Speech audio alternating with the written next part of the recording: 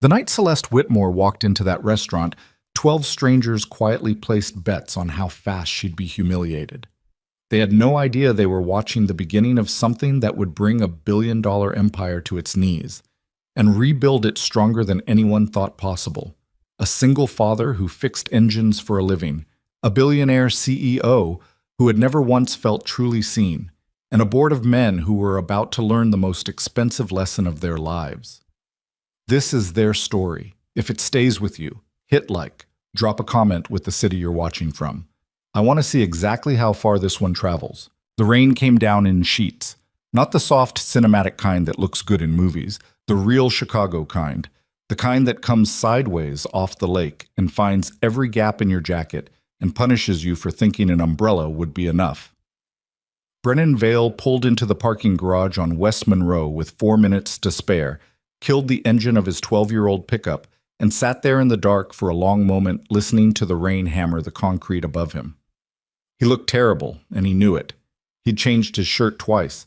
The first one had a grease stain near the collar that he'd thought was gone after washing. It wasn't. The second one was fine, but it wrinkled on the drive over because he'd left it balled up in the back seat instead of hanging it like a sane person. He'd ironed it with his hand pressed flat against it for a full minute, which had done almost nothing. He was wearing the gray sport coat his sister Dana had bought him 2 Christmases ago and had never once let him forget he never wore. Tonight he was wearing it. He told himself that was for him. It wasn't. His phone buzzed. "Dana, you're going to be late. Aren't you?" "Brennan, I'm in the garage." "Dana, that's not inside the restaurant." "Brennan, give me a minute." "Dana, Brennan, go in. She's already there. She texted me." He stared at that last message for a second. She's already there. He hadn't thought about that. That she might also be nervous, might also have gotten there early because she didn't know what else to do with herself, might also be sitting somewhere right now wondering what kind of evening was about to unfold. He pocketed the phone, got out, and walked to the elevator. The restaurant was called Alara. It had been open for 3 years, and it had 2 Michelin stars and a waiting list that ran to 6 weeks on a good month. Brennan had looked it up online when Dana texted him the name, and his first thought had been that Dana had lost her mind, and his second thought had been that he should have bought a better shirt. He'd eaten at places like this exactly twice in his life, once at a work dinner when the shop got a contract with a fleet management company, and once at a cousin's rehearsal dinner where he'd spent most of the night cutting up steak for Mia because she was 6 and couldn't manage the knife. Mia. He thought about her for a second before he pushed through the front door. She was with his mother for the night, which she'd been fine with. More than fine, actually. His mother had promised her a movie and homemade popcorn, and Mia had basically pushed him out the door. "Go, Daddy. I'm busy." 8 years old and already managing his calendar. The hostess station was just inside, warm amber light, the quiet clink of glasses from somewhere deeper in the room, a low hum of conversation that had the particular quality of people trying to sound casual while spending a lot of money on dinner. "Reservation for Vale," Brennan said. "Of course." The hostess, young, polished, very good at not reacting to wrinkled shirts, smiled and picked up a menu. "Right this way." He followed her through the main dining room. He noticed somewhere in the back of his mind that a few heads turned as he walked. He assumed it was the wrinkled shirt. Later, he'd understand it was something else entirely. She was sitting at a table near the window. She had dark hair, pulled back simply, not elaborately, not with the kind of architectural effort that suggested hours in front of a mirror, just pinned back in a way that looked like it had taken 3 minutes and actually suited her. She was wearing a deep burgundy dress, the kind of color that holds itself against candlelight, and she was looking down at her phone when he approached, which meant he had a second or two to collect himself before she looked up. She was heavier than the photo Dana had shown him, or maybe the photo had been older. It didn't register to him as a surprise exactly. It was just information. The way a person's nose is a different shape and profile than straight on. She looked up, and she had the most immediately alert eyes he'd ever seen, dark brown, sharp, the kind of eyes that were doing 4 things at once and filing away everything. Those eyes did something in the first half second. A quick scan, a calculation. He recognized it because he'd done the same thing 1,000 times, assessing a vehicle before touching a wrench. What's the actual condition here? Where's the damage? What am I actually working with? Then those eyes went a little careful, like she was bracing for something. Brennan pulled out the chair across from her, but before he sat down, he looked at her directly and said, "You must be Celeste. I'm glad you didn't leave." A beat. "I almost did," she said. He sat down. "What stopped you?" She looked at him for a moment, measuring, still careful. "The breadbasket. It arrived right before you did, and I wasn't going to let it go to waste." He laughed, not a polite laugh, a real one, sudden and short. "That's honest." "I try to be." She reached for her water glass. "Most people find it inconvenient. Most people are easily inconvenienced." The careful look in her eyes shifted, just slightly, a tiny recalibration. What Brennan didn't know, what he had no possible way of knowing, was what had happened in the 15 minutes before he walked through that door. Celeste had arrived at 7:50 for an 8 o'clock reservation, which was what she always did. Arriving early gave her control over seating, over sight lines, over the dynamic of any room she entered. In a boardroom, in a meeting, in a negotiation, she never let herself be the one who was already being watched when the other person walked in. She preferred to be the one doing the watching. The hostess had seated her without incident, but the table was positioned in a section of the dining room that was, she noticed immediately, slightly elevated, slightly visible. The kind of placement that was either thoughtful or deliberate, and in her experience, it was usually deliberate. She'd asked for a booth and been told they were all reserved, so she'd sat. And she'd ordered sparkling water, and she'd tried not to be aware of the couple at the next table, who were both now spending a great deal of energy looking at their menus while clearly not reading them. She knew how to read a room. She'd been reading rooms all her life. By the time Brennan was parking his truck, 2 tables in her immediate vicinity had noticed her. One table, 4 men in their mid-40s, good suits, the easy posture of people who've had money long enough that they don't have to perform it, were speaking quietly, and twice she heard the particular rhythm of sentences that ended in barely concealed amusement. She caught one phrase, "Poor guy doesn't know what he's walking into."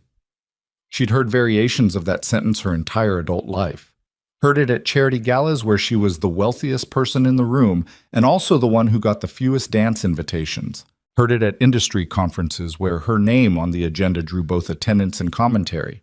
Heard it at Harvard during her MBA, from classmates who would have killed for her intellect and settled for laughing at her instead. She had a system. She'd built it over years of trial and painful error. You sit straight. You make your face neutral. You do not give anyone the satisfaction of seeing that you heard. You eat your bread and you check your phone and you remind yourself that you have survived every single room you have ever entered, and this one will be no different. But she was tired. That was the truth she never said out loud. Not to her assistant, not to the very few friends she still had, not to Dana, the mutual friend who had been relentlessly warm and quietly persistent about this blind date for almost 2 months. She was 30 years old and she was tired in a way that had nothing to do with work. She built companies. She understood finance the way some people understand music, intuitively, structurally, feeling the shape of numbers before she could articulate the logic. She had turned a struggling tech firm she'd acquired at 24 into Whitmore Dynamics, a global leader in enterprise logistics software with operations in 11 countries. She had done this by being smarter and more relentless than anyone in the room, every room, for 6 years. And she had spent those 6 years being informed in various subtle and unsubtle ways that her worth as a human being was up for debate. So yes, she'd almost left. And then the breadbasket had arrived, because the universe has a sense of humor, and she'd decided to give it 1 more minute. 1 more minute had produced Brennan Vale, slightly damp, visibly wrinkled, walking across the dining room toward her with the unhurried ease of someone who wasn't performing anything, and saying, "I'm glad you didn't leave," like he'd thought about what she might need to hear, and just said it. She filed that away too. The table near theirs, the 4 men in good suits, had started something about 20 minutes before Brennan arrived. His name was Decker, mid-40s, regional VP at an investment bank, the kind of man who knew exactly how good-looking he was and had organized most of his personality around that fact. He'd recognized Celeste the moment she sat down. He'd been at 2 of the same industry events as her in the past year. "Whitmore," he said quietly to the man beside him, nodding toward her table. The other man, Henderson, looked over, confirmed it, and looked back. "Blind date? Looks like. She doing the app thing or what?" "Mutual friend. I heard something about that." Henderson stirred his drink. "I wonder what the poor bastard's expecting." That was where it started. Quietly, the way most cruelty starts. Dressed up as observation, comfortable inside a joke, shared among men who would have been genuinely offended if you'd called them cruel. Decker had pulled out his phone and sent a message to someone at another table. An acquaintance, another finance type, celebrating a deal that night with colleagues. Within 10 minutes, 3 separate tables in that section of Alara had become loosely aware that Celeste Whitmore was on a blind date and that the man hadn't arrived yet. When Brennan walked in, the wrinkled jacket, the slightly uncertain glance around the room before he found his footing, Decker had said something to Henderson that made him laugh behind his hand. "First 1 to 20 says he's out of here by 9:30, Henderson said. Decker had glanced at his watch. It was 8:02. "Make it 9, he said. The menus arrived. Brennan looked at his for a moment, then put it down and said, "I'm going to be honest with you. I looked at this menu online before I came, and I don't know what half these words mean." "Which ones?" "Pomme dauphine." "Velouté." "That one." He pointed vaguely at the menu, which she found herself unexpectedly charmed by. The gesture was so unself-conscious. "What's a velouté?" "Basically a cream sauce, French term for a sauce made from stock." "Okay, that wasn't so bad. What's the other one?" "Potatoes, fried, kind of crispy on the outside." "So I could have just ordered the fried potatoes." "You could have just ordered the fried potatoes." He smiled. It was a good smile. Not calculated, not deployed for effect. It just happened on his face. "Tell me about the company," he said. She went still, just slightly. That question. Already. But he kept going. "The logistics software thing. Dana mentioned it. I don't know anything about that industry, but I'm curious how someone ends up deciding that's the thing they want to build." It wasn't, she realized, the question she usually got. She usually got, "So how big is the company?" Or, "What's the revenue looking like?" Or from people who were trying to appear thoughtful, "What's your vision for scaling internationally?" He was asking how she'd ended up here, how she'd chosen this. She set her own menu down. "My father ran a small distribution company," she said. "Nothing impressive, regional, a few trucks, 15 employees. He lost it when I was 12. Not because the business model was wrong, but because the logistics were chaos. He couldn't track inventory, couldn't optimize routes, couldn't get real-time data on anything. He was running a modern company with tools from 20 years earlier. And you watched that happen." "I watched that happen, and I thought—" She paused. Not because she didn't know what came next, but because she was deciding how much to say. "I thought someone should fix that, so that people like him didn't lose what they'd built over something solvable."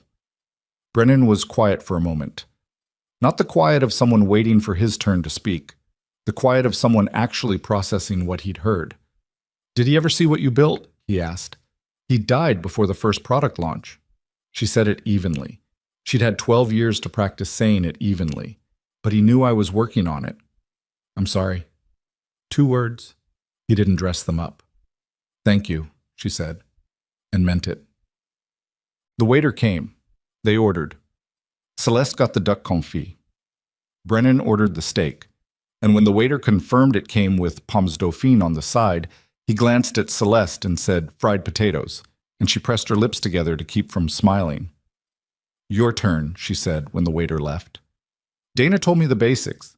Single dad, 8-year-old daughter, but she was vague on the how. Something shifted in his face. Not painful exactly. It was more like the way you look when you pick up something heavy and you know you're going to carry it, but you take a second to get your grip right. "Her name's Mia," he said.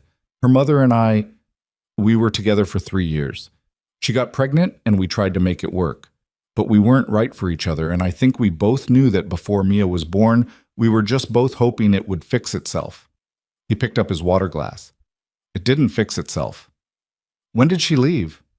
Mia was 14 months. She'd been unhappy for a while, honestly. I don't think she'd wanted it the way I'd. Anyway, it doesn't matter. She moved to Seattle. She's got a life there. She sends Mia birthday cards. Birthday cards. Birthday cards. Celeste looked at him. Is that hard for Mia? It was, for a while. She went through a phase around first grade where other kids were talking about their moms, and she'd come home and ask me questions I didn't always know how to answer. He set down the water glass. I tried to be honest without making her feel like she was missing something. I'm not sure I always got the balance right. You never know when you're doing it if you're doing it right. You just keep going. That sounds exhausting. He looked slightly surprised, like he'd expected something softer. Yeah, he said. It is. Not in a way I'd change, but yeah. What is she like, Mia? He sat back, and something in his whole posture opened.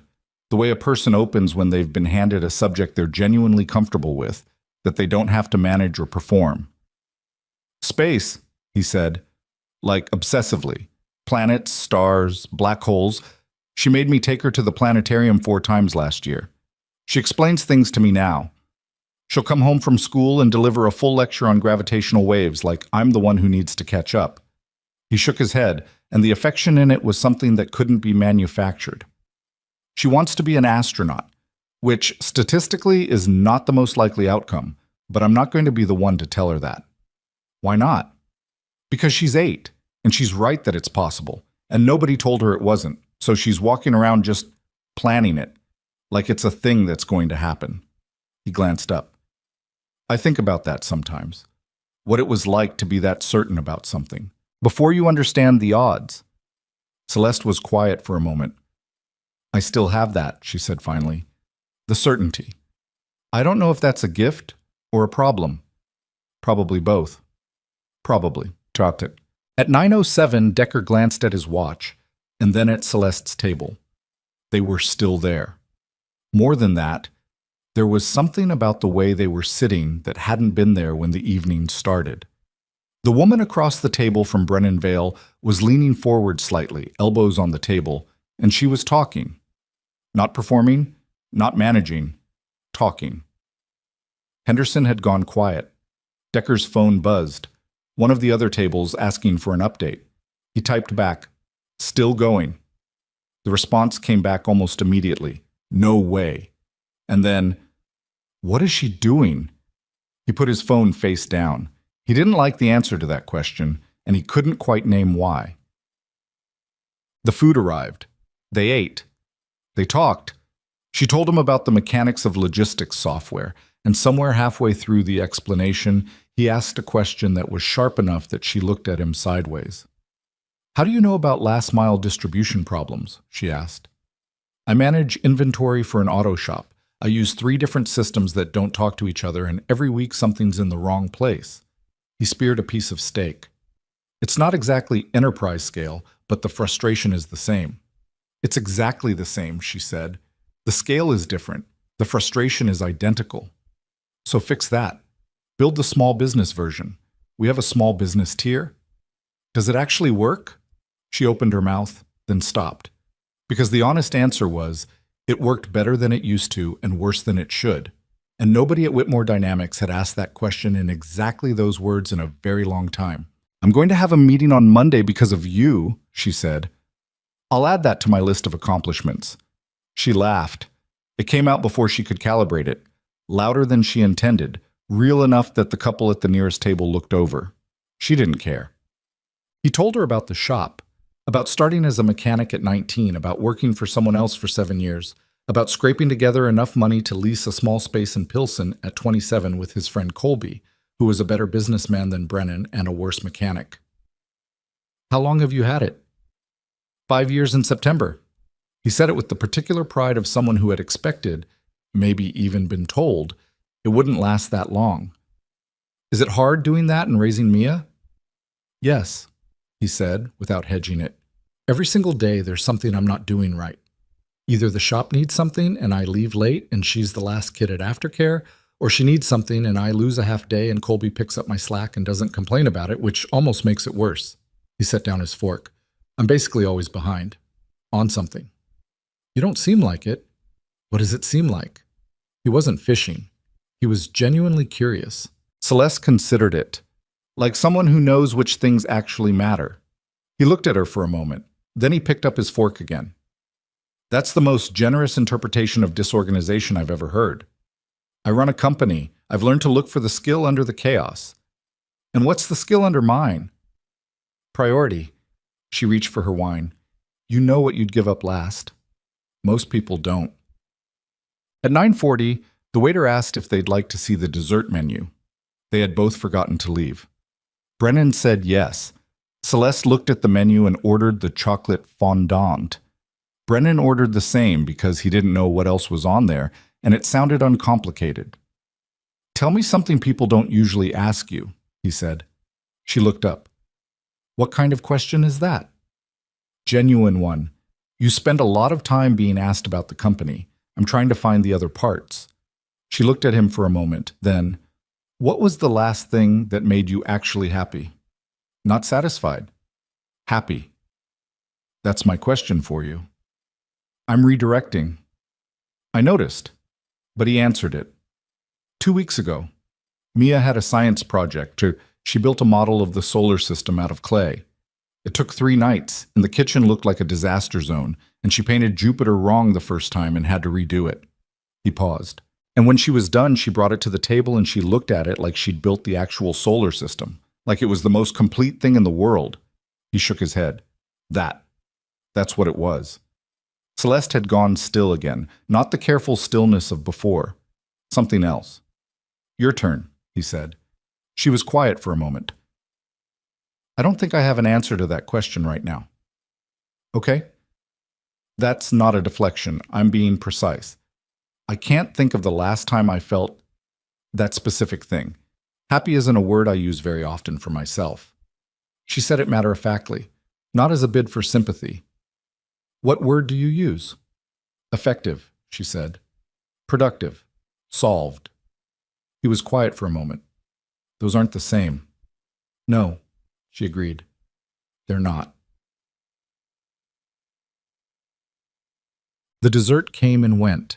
At some point, Celeste looked up and noticed that the dining room had thinned. Several tables were empty that hadn't been before. She'd lost track of the men in good suits entirely, which was the first time in recent memory that she hadn't remained acutely aware of every potential source of judgment in her vicinity. She looked at her phone. 10:48. I have a 7:30 call, she said. Tomorrow. I do not usually stay out this late on a weeknight. Neither do I. He looked at his own phone, seemed mildly surprised by the time. I told my mom I'd be back by 11. Your mom's watching Mia. She loves it. She gets to spoil her and then hand her back. He reached for his jacket. I'm going to pay. Split, she said. I was raised differently. I make significantly more money than you, and I'm aware of the symbolism of letting you pay, so we're splitting it. He looked at her. Then he said, Okay. She flagged the waiter. Outside, the rain had stopped. The sidewalk was wet, the streetlights leaving long, smeared reflections on the pavement, and the air had gone cool and clean in the particular way it only does after a real storm. They stood just outside the entrance while the valet brought her car around. This was... she started. Yeah, he said. I don't usually... Neither do I. She looked at him. That's very annoying. Finishing your sentences? Doing it accurately. He smiled. The good one. Dana's going to want a full report. I'm going to give her as little information as possible. Same. He paused. I'd like to do this again, if that's something you want. She looked at him for a moment, and then she did something she almost never did, which was answer a personal question without running it through any kind of filter first. Yes, she said, I want that. Her car arrived. She opened her own door before the valet could get there, old habit, and got in. Through the window, she could see Brennan standing on the wet sidewalk in his wrinkled jacket, hands in his pockets, watching her go with no particular expression except the comfortable one of someone who is not pretending to feel something they don't. She pulled out into the street. And 3 blocks later, alone in the car with the city lights blurring past, she put one hand over her mouth and sat with the feeling she didn't have a word for. Not effective. Not solved. Something she'd stopped expecting to feel a long time ago, quietly tucked away and half forgotten. Something that felt, and she held the word at arm's length, suspicious of it, aware of all the ways it could be wrong, like possibility. Back inside, Decker was signing the check. Henderson had already put on his coat. The other tables they'd communicated with had mostly cleared out. The whole low joke of the evening, the bets, the commentary, the smugness of men who found suffering amusing as long as it wasn't theirs, had wound down without a clear ending. "Huh," said Henderson. Decker didn't answer. "She looked," Henderson started. "Don't," said Decker. "I'm just saying that I know what you're saying." He picked up his jacket. "Leave it." They walked out without further comment. Behind them, the waiter cleared the last table in that section and blew out the small candle, and the table where Celeste Whitmore had spent an evening being genuinely surprised went dark. Brennan drove home with the radio off. The streets were slick and quiet, most of the city folded in for the night, and he took the long way without meaning to. Missed a turn, didn't bother correcting, just kept going through the lit-up emptiness of downtown at 11 o'clock on a Tuesday. He thought about the way she'd answered his questions. Not the content of the answers, though that too, but the quality of how she answered. Precise. She chose every word with intention, the way you do when you've learned that words misread can do real damage. He thought about what she'd said. "I can't think of the last time I felt that specific thing." He knew what that was. He'd been there. After Mia's mother left, after the first brutal year alone with a toddler and a shop that barely broke even, and a very specific silence in the apartment at night that was worse than noise, he'd gone a long time without happy. Surviving, yes. Managing, yes. Sometimes even laughing. But that clean, specific thing Mia gave him when she looked at her clay solar system, he'd lost that for a while. He'd been lucky. Mia had given it back. He wondered who had given Celeste the idea that she didn't get to have it. He pulled into his mother's driveway at 11:16. The lights were still on. His mother was probably watching something on television, running out the clock on being needed. He sat in the truck for just another moment. Dana texted. "Dana, well?" He looked at the message. "Brennan, I'll call you tomorrow." Dana. Brennan. Dana, call me right now. Right now. Dana, I am not a patient woman. He put the phone in his pocket and went inside. In the living room, his mother was on the couch and Mia was asleep against her shoulder, mouth slightly open, one sock on and one sock inexplicably missing, the way children sleep when they've fully surrendered to it. His mother looked up, read his face, and said nothing. She was smart that way. He picked Mia up. She stirred, grabbed his collar without waking, settled against his chest, and carried her out to the truck. "Good night?" he asked him. "Yeah," he said. "Actually, yeah." He drove home through the wet and quiet city with his daughter asleep in the back seat, the windows fogged slightly at the edges, the radio still off. He didn't have a word for it either, but it felt like the beginning of something. And for the first time in a long time, that didn't scare him. They saw each other again the following Saturday. Not a restaurant this time. Brennan's idea, which Celeste had agreed to with a speed that surprised her afterward. He texted Thursday morning. "Mia wants to see the new exhibit at the Museum of Science and Industry. I know that sounds like a terrible second date, but I thought you might want to come if you're not busy. No pressure." Then, 4 minutes later, that was a weird ask. Forget it. Then, 2 minutes after that, actually, don't forget it. I meant it. She'd read all 3 texts in sequence and felt something loosen in her chest. Not because the invitation was impressive, because it wasn't trying to be. "I'll be there," she'd written back. She met them at the main entrance at 10 in the morning. Mia was wearing a jacket covered in small embroidered planets, Saturn on the left sleeve, a red Jupiter over her heart, and was already studying the map of the exhibits before Celeste had finished saying hello. She had Brennan's directness and her own singular energy, the kind that doesn't know yet to dim itself for a room. "You're Celeste," Mia said without looking up from the map. "I am." "Dad said you run a company." "I do." "What kind?" Software. We help businesses manage how they move things from one place to another. Mia considered this briefly. That sounds complicated. It is. Do you like it? The question landed with the particular weight that only very direct children can produce. Celeste looked at Brennan, who was watching with the specific expression of a parent who has learned not to intervene. Most of the time, Celeste said. Mia finally looked up. She had very serious eyes, brown, like her father's, but with something more impatient in them. That's honest, she said, and turned back to the map. Dad likes the car part of his job, but not the bookkeeping. That's also honest, Celeste said. Brennan made a face. Mia. It's true. It's private. She's not going to tell anyone. Mia folded the map with the authority of someone who has already decided where they're going. Okay, black holes first, come on. She walked ahead. Brennan fell into step beside Celeste, and she could feel him trying not to smile. She's like that with everyone, Masad, he said. Fair warning. I noticed. Still want to stay? Celeste looked at the back of Mia's planet jacket moving confidently through the morning crowd. Yes, she said, and meant it twice over. They spent 3 hours in the museum. Mia lectured both of them on neutron stars with a thoroughness that left no room for interruption, asked the exhibit staff a series of questions that required 2 of them to confer before answering, and ate half of Brennan's sandwich at lunch without asking. Celeste bought her a small book on astrophysics from the gift shop, which Mia took with both hands and examined the back cover of with the same seriousness she gave everything. I already know some of this, she said. I assumed, Celeste said. There's a chapter near the back on black hole thermodynamics. I thought that part might be new. Mia looked up sharply. You know about black hole thermodynamics? Not much. I know Hawking radiation exists and that it means black holes aren't actually permanent. Beyond that, I'd need the book. Mia stared at her for another full second. Then she opened the cover and started reading. Brennan, beside Celeste, said very quietly, You just passed some kind of test. I know, she said, equally quiet. She doesn't do that with most people. Neither do I.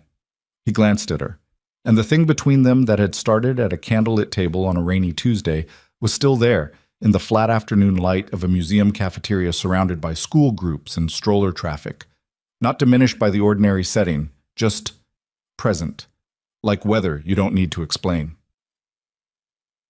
They saw each other again the week after that, then the week after that. It wasn't dramatic, it didn't announce itself. Brennan drove to her building one evening with takeout because she'd mentioned she hadn't eaten since noon and it was 7:30. She showed up at the shop one Wednesday afternoon with coffee and Mia's forgotten library book, which she'd swung by the school to collect because she'd been 2 blocks away in a meeting and Brennan had texted in a mild panic. She didn't make a thing of it. He didn't either. That was the rhythm of it. Quiet, practical, real. She met Colby, who shook her hand and immediately asked if she knew anyone looking for fleet management software. She said she'd forward him a contact. She did. He sent her a thank you text in all caps 2 days later, which she showed Brennan and they both laughed about. She started calling on Sunday evenings, originally just to talk, eventually because Mia had started requesting it. Mia would appear in the background of whatever Brennan was doing and say something like, "Is that Celeste?" and then simply take the phone, and they'd have a 10-minute conversation about whatever Mia was currently obsessed with. Hawking radiation for several weeks, then orbital mechanics, then a phase about whether there was ice on Europa that went on longer than anyone expected. Celeste, who had spent 6 years speaking to boards and investors and analysts, found these conversations unexpectedly easy. Mia didn't want impression. She wanted information and someone willing to take her seriously. Celeste could do that. What she couldn't do, what she was only slowly becoming aware of failing at, was keeping any of it private. The first photograph appeared on a Thursday. It wasn't a good photo. Taken from distance, probably on a phone, slightly blurred. The 2 of them outside a restaurant in Lincoln Park where they'd gone for dinner while Mia was at a sleepover. Celeste hadn't thought about it. She'd been too busy arguing with Brennan about whether Chicago deep dish actually qualified as pizza, which was a fight she had opinions about, and he was being deliberately contrary in a way she was beginning to recognize as his specific version of flirtation. The photo went on a gossip blog first, then it spread. The caption read, Whitmore Dynamics CEO Celeste. Whitmore spotted on date with unidentified man in Lincoln Park. The billionaire executive, known as much for her size as her success, appears to have found a companion willing to overlook the obvious. Who is he, and what is he after? She found out about it at 6 in the morning when her phone lit up with 17 texts from her communications director, Patrice, in rapid succession. She read them all. Then she put the phone face down and lay in the dark for a moment, willing to overlook the obvious. She'd known it was coming. She always knew. That had never once made it land softer. Patrice was already at the office when Celeste arrived. She was 38, efficient, unflappable in public and blunt in private, which was why Celeste had hired her and why she'd stayed. She had 3 browser tabs open, and she was chewing on a pen cap, which she only did when she was actively suppressing her instinct to fix something by any means necessary. It's not catastrophic, Patrice said. It's clickbait. Low-tier publication, maybe 15,000 unique views, but it's been picked up by 2 aggregators and... She clicked to another tab. Gavin Mercer's assistant liked it. Celeste put down her coffee. Which piece? The blog post. At 5:47 this morning. She turned the monitor slightly. Which means Mercer saw it. Or his assistant has opinions. Mercer hired his assistant specifically because her opinions align with his. Celeste sat. What's his move? I don't know yet. Nothing formal. But he had a call with Henderson yesterday. Decker Henderson, from the investment side, that our investor relations team flagged as unusual. Patrice closed the tabs. He's circling, has been for a while. I know. This gives him something to circle around. I know that too. Celeste looked at her desk. The photo was just a photo. 2 people outside a restaurant. It told you nothing about the conversation inside, nothing about the 3 hours at the museum, nothing about the Sunday evening calls or the coffee runs or the quiet compounding weight of someone simply choosing to show up. It told you what it wanted to, which was all it was designed to do. What do you need from me? Patrice asked. Nothing yet. Monitor it. If it spreads further, let me know. And the man in the photo, they're going to identify him. I know. Celeste, I know Patrice. She went to her desk and opened her laptop and started her day. She did not call Brennan. She told herself she was waiting for the right moment. She spent the rest of that day telling herself that. They identified him by noon. Brennan Vale, 32. Owner and head mechanic at Vale and Colby Auto, a 2-person shop in Pilsen, South Side. Single father to 1 daughter.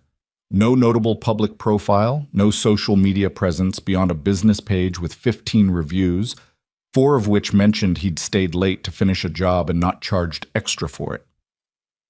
The headlines that followed were not kind.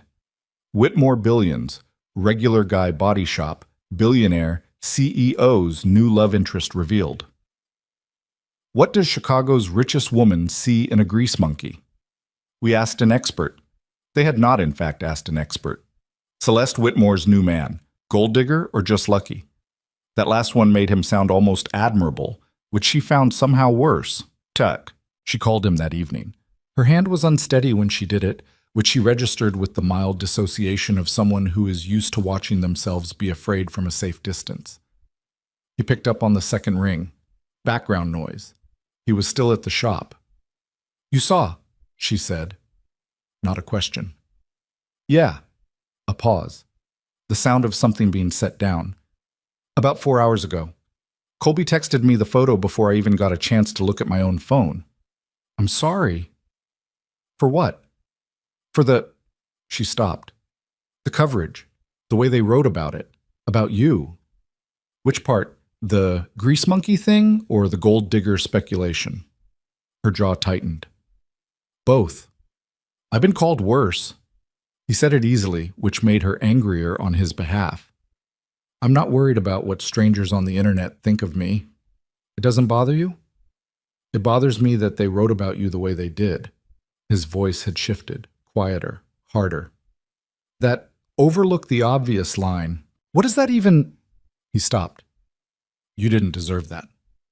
She hadn't expected that to be his first response. She'd expected reassurance, something practical, something aimed at making her feel better. Not anger, not on her account. Brennan, no, I mean it. I know you're used to it, and that's the thing that actually... He stopped again. She heard him exhale. You shouldn't have to be used to it. She sat very still. This is going to get worse before it gets better, she said finally.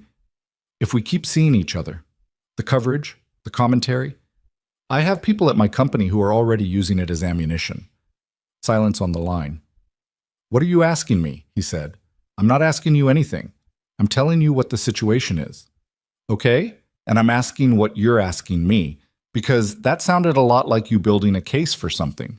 She pressed her fingertips to the edge of her desk. I just think you should understand what this looks like from the outside. I don't care what it looks like from the outside. You should. Celeste. His voice was very level. Are you trying to talk me out of this? She didn't answer immediately, which was, she knew, its own kind of answer. I'm trying to be honest with you, she said. Then be honest. Not careful. Honest. She closed her eyes. In the dark behind her eyelids, she was sitting in a car 3 blocks from Alara on a rain-slicked street, one hand over her mouth, holding something she didn't have a word for. I'm scared, she said. It came out smaller than she intended. That's honest. Of what? Of... She stopped, started again. Of what happens when it stops being new? When you've seen enough of the way the world reacts to me, and you realize what you signed up for. When it's not exciting anymore, it's just expensive, socially. A long pause. Celeste, Brennan said, I raised a kid by myself for 7 years. I have a business that's been 6 months from going under at least twice. I drive a 12-year-old truck that I fix myself because I can't afford the markup at another shop. She could hear him moving, the particular sounds of a garage at the end of the day, the click of a light switch. I don't have a lot of things, but I know exactly what I signed up for, and I haven't seen anything yet that makes me want to stop. She didn't speak. I'm not going anywhere, he said, but I need you to stop looking for reasons I should. The silence after that was the kind that changes something. Not dramatic, just settled. Okay, she said. Okay. Note. What she didn't tell him, what she didn't tell anyone yet, was that the board was moving. She'd known Gavin Mercer was a problem since the day he joined the board 3 years ago, carried in on the strength of a recommendation from an investor group that held 12% of shares. He was 51, impeccably polished, and operated with the particular confidence of a man who had decided very early in life that the world was organized around people like him and had never encountered sufficient evidence to the contrary. He'd spent 3 years building alliances on the board. Quiet dinners, golf games, the careful cultivation of men who were not hostile to Celeste, but who could be made uncertain about her. Uncertainty, in corporate governance, was almost as good as opposition. His thesis, which he'd never stated directly, because he was too strategic for that, was that Celeste Whitmore was a liability, that her public profile created friction with certain investors, that her leadership style was too instinctive, too personal, not sufficiently aligned with the image of a serious global enterprise. He had never once, in 3 years, said the words her weight or her appearance in a boardroom. He didn't have to. He said optics. He said market perception. He said the kind of CEO-level brand alignment that reassures institutional investors. It was the same sentence with better vocabulary. The photographs had given him something concrete, not proof of anything. There was nothing wrong with Celeste having a personal life, but proof of exposure. Proof that she was visible in ways that could be framed as problematic. A billionaire CEO photographed on dates with a mechanic from the South Side. Fodder for gossip blogs. Commentary on social media. Exactly the kind of noise that made certain board members pull slightly away from their certainty. His assistant had liked the blog post at 5:47 in the morning because Gavin Mercer had told her to. It was a small thing. A signal. The kind of move that looks like nothing and means everything. The week after the photos, two more appeared. One was from outside the Museum of Science and Industry. Someone had recognized Celeste and taken a photo at a distance. It showed the three of them, Celeste, Brennan, and Mia, walking across the parking lot, Mia between them, her hand in Brennan's. The angle made it look like they were a family, because they had looked like a family. This one spread faster. The commentary split in a way that surprised her. Some of it was what she expected, pointed, unkind, the usual architecture of cruelty dressed as observation. But some of it wasn't. Some of it was people saying, wait, hold on, and actually this is kind of sweet, and who is this guy, and why is he looking at her like that? She didn't read the kind comments. She couldn't trust herself to. It was easier to brace for the bad ones because the bad ones she knew how to process. The good ones made her feel something that was much harder to defend against. 3 reporters showed up at Vail and Colby on a Wednesday morning. Brennan was midway through a brake job on a 2019 Accord when Colby appeared at the bay door with an expression that Brennan had seen exactly twice before. Once when the shop's bank account went to 4 figures, once when a supplier sent them the wrong parts for a fleet job and they had 12 hours to fix it. "There are people outside," Colby said. Brennan wiped his hands on a rag. "What kind of people?" "Press kind." He looked at Colby for a moment. Then he pulled out his phone and saw 3 missed calls from a number he didn't recognize and a text from his sister that just said, "Brennan, please call me with the particular punctuation of someone who has been waiting to deploy it." He went outside. There were 2 photographers and a woman with a recorder who introduced herself as being from a publication he'd heard of but never read. She had the practiced casual posture of someone who'd done a lot of ambush journalism and was very good at making it seem like a friendly conversation. "Mr. Vail, just a few questions about your relationship with Celeste Whitmore. I don't have anything to say." "Are you two?" "No comment." He turned to go back inside. "Mr. Vail, there are reports that Ms. Whitmore's board is concerned about the optics of—" He stopped, turned back. "What did you say?" The reporter, and to her credit, she didn't flinch, repeated it. "There are reports that members of the Whitmore Dynamics board have raised concerns about the optics of the relationship." He stood there at the door of his shop, in his work clothes, in the place he'd built for 7 years with his own hands and Colby's, and he looked at this reporter and the 2 photographers and the recorders and the telephoto lenses, and he thought about a woman sitting alone at a table in a restaurant while strangers placed bets on her humiliation. He thought about willing to overlook the obvious. He thought about Mia in her planet jacket and the book on astrophysics and the way she'd looked at Celeste like she'd passed a test worth passing. "This is a garage," he said. "We fix cars. Tell your publication that." And he went back inside. Colby found him at the workbench 20 minutes later. "You okay?" Colby asked. "Fine." "You look like you're torquing that bolt harder than it needs." Brennan put down the wrench. "I'm fine." Colby sat on the edge of the workbench, which Brennan had told him 100 times not to do, and said nothing for a while, which was one of the things Brennan valued most about him. Colby knew how to be quiet. "She know you got ambushed this morning?" Colby asked finally. "Not yet." "You gonna tell her?" "Yes."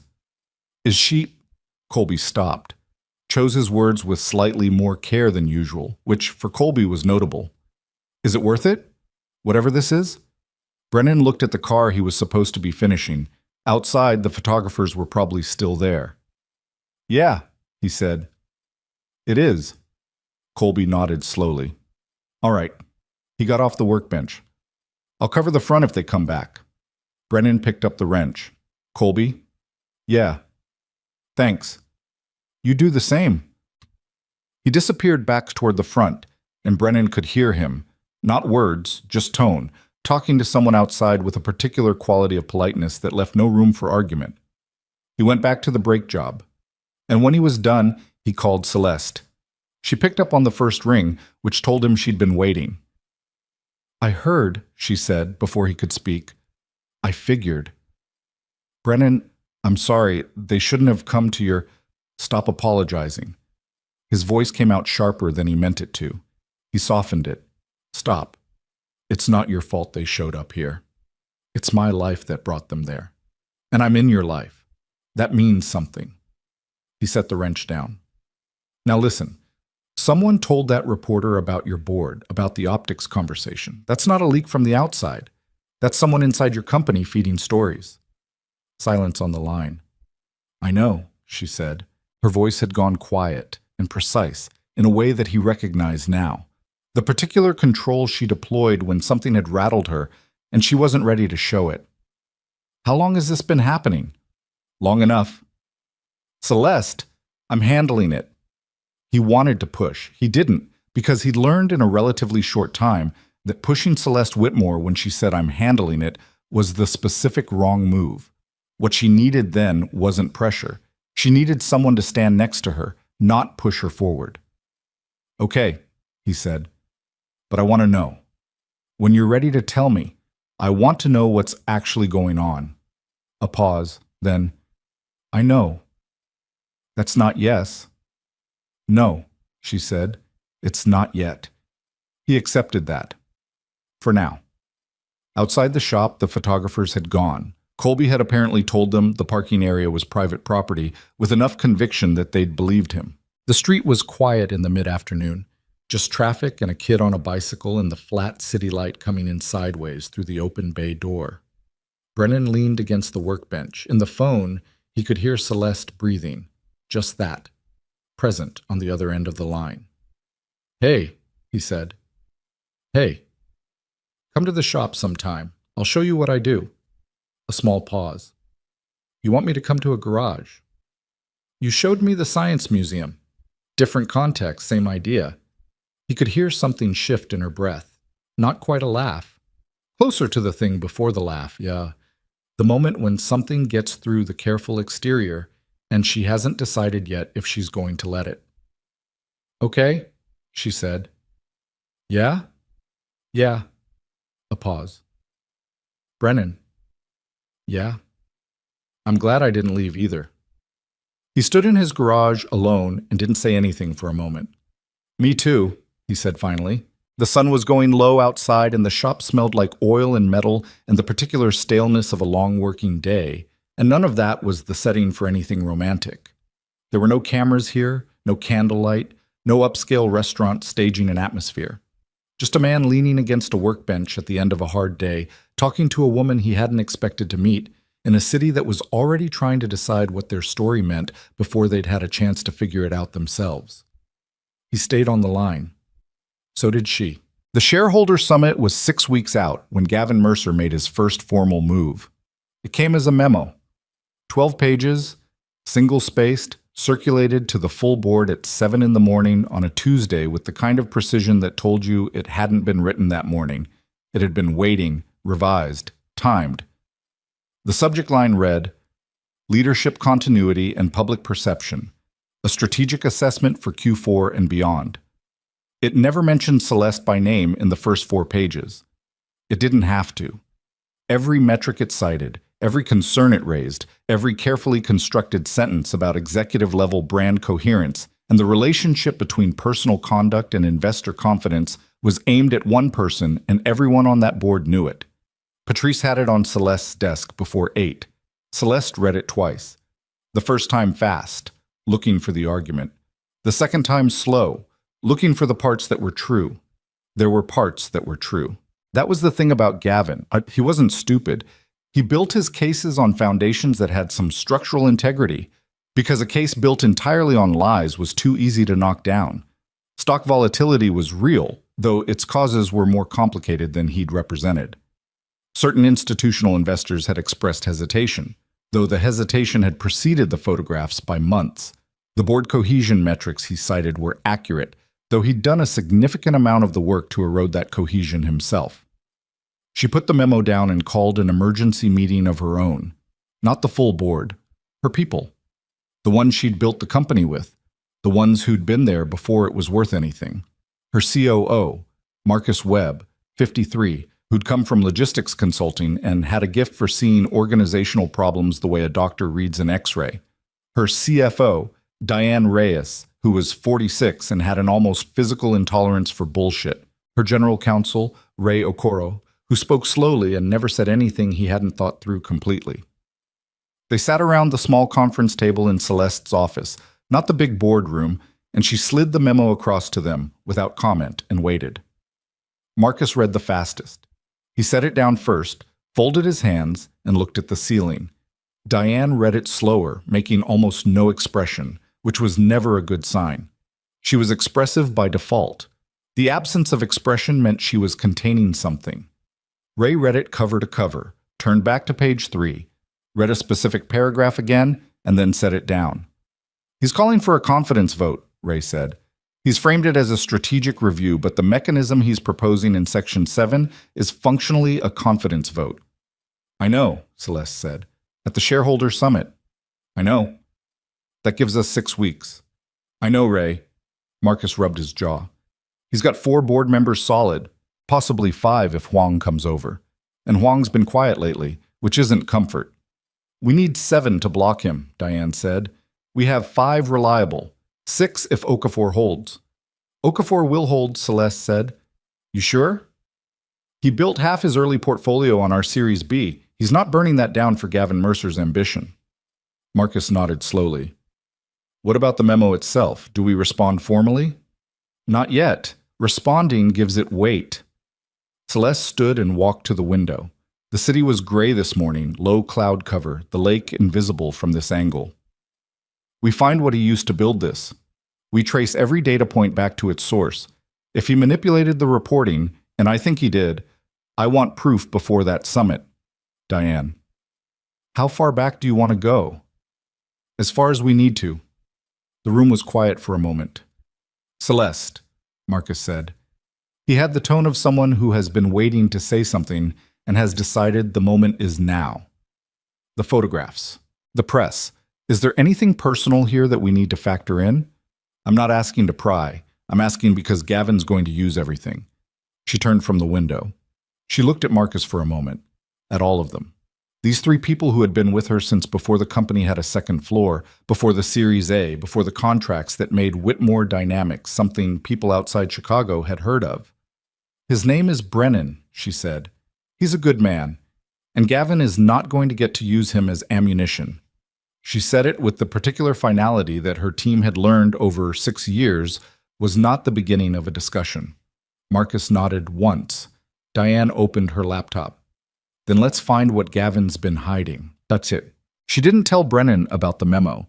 She told herself it was because it wasn't his problem to carry. That was true. She told herself it was because she was still gathering information and there was nothing actionable to share yet. That was also true. What she didn't tell herself, what she knew, underneath the logistics of it, in the place she didn't usually look too closely, was that she was scared of what his face would look like when he understood the full scale of what was happening, not scared that he'd leave. She'd mostly stopped waiting for that, scared of the moment when it became undeniably real to him that being connected to her had a cost, a concrete, visible, damaging cost. She'd spent her whole adult life making sure her problems were entirely hers to carry. That was a hard habit to unlearn. They had dinner at her place that Friday. She cooked, which she was adequate at, but not impressive. She'd told him that up front, and he'd said he'd manage expectations, which had made her feel something she still didn't fully have vocabulary for. He brought wine and the wrong kind because he'd asked the guy at the shop what to get, and the guy at the shop apparently had strong opinions about California Cabernet that turned out to be specific to the guy's own taste. They drank it anyway. Mia was with his mother. The apartment was quiet. They were on the couch after dinner, and she was telling him about a logistics contract they'd landed in Singapore, and she realized midway through the sentence that she was doing the thing where she filled space with professional information because professional information was safe, because nobody could hurt you with your own competence. She stopped mid-sentence. "What?" he asked. "I'm doing it again." "Doing what?" "Talking about work because it's easier." He looked at her for a moment. Then he set down his wine. "Okay. What's the harder thing?" She looked at her hands. At the apartment that was very nice and very tidy, and very much a place she'd designed to feel like a sanctuary, and that had always felt, in some way she'd never named, like a stage set, a place she maintained rather than inhabited. "The board is moving against me," she said. "Formally. One of the members, Gavin Mercer, he's been building a case for months. He wants to force a confidence vote at the shareholder summit. Brennan was very still. And the photos, she continued, us, he's using them as part of the argument that my judgment is compromised, that I'm a liability. She said it flatly. The way she'd trained herself to say difficult things, direct, without performance, without letting the shape of the sentence tell you how to feel about it. How long have you known? He asked. The memo came Tuesday. No. How long have you known he was building this? A pause. A while. How long is a while, Celeste? She looked at him. Since before we met. He absorbed that. Then, and you didn't tell me about the memo because it's not your problem. That's not... He stopped. Restarted. You know I've been aware something was going on for weeks. You get off the phone sometimes and you've got this. You close everything down, your whole face changes. I didn't push because I was waiting for you to be ready. His voice wasn't angry exactly. It had the tone of someone who has been patient and is now being honest about what the patience cost. But I'm not a complication you have to manage around, Celeste. I'm supposed to be the person you talk to. She felt that land, felt exactly where it landed.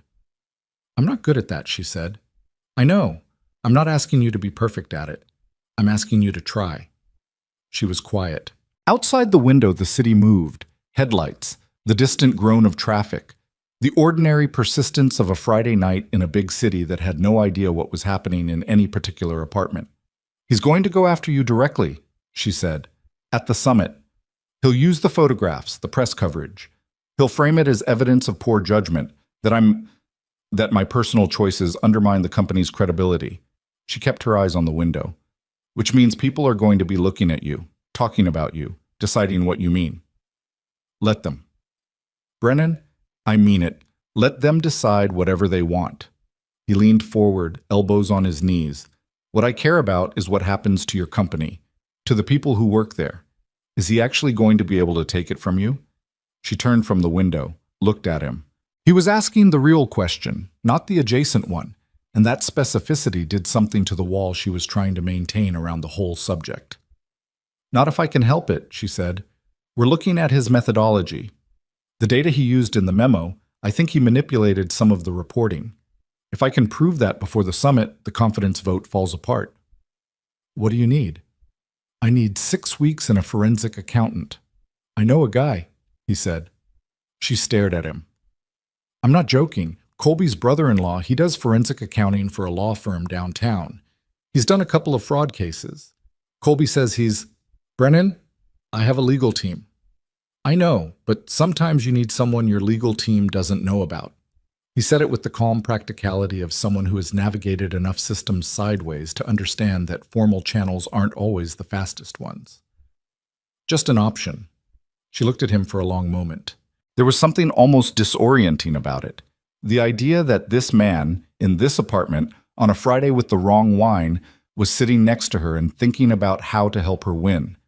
Not as a romantic gesture, not as a way to insert himself into her world, just because it was a problem, and he was the kind of person who looked at problems and thought about solutions.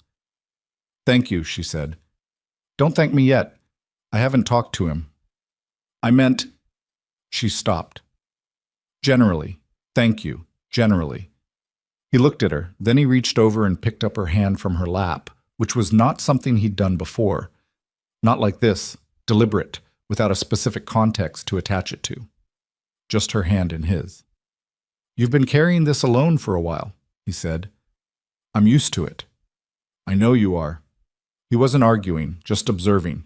You don't have to be. She didn't say anything, but she didn't pull her hand back either.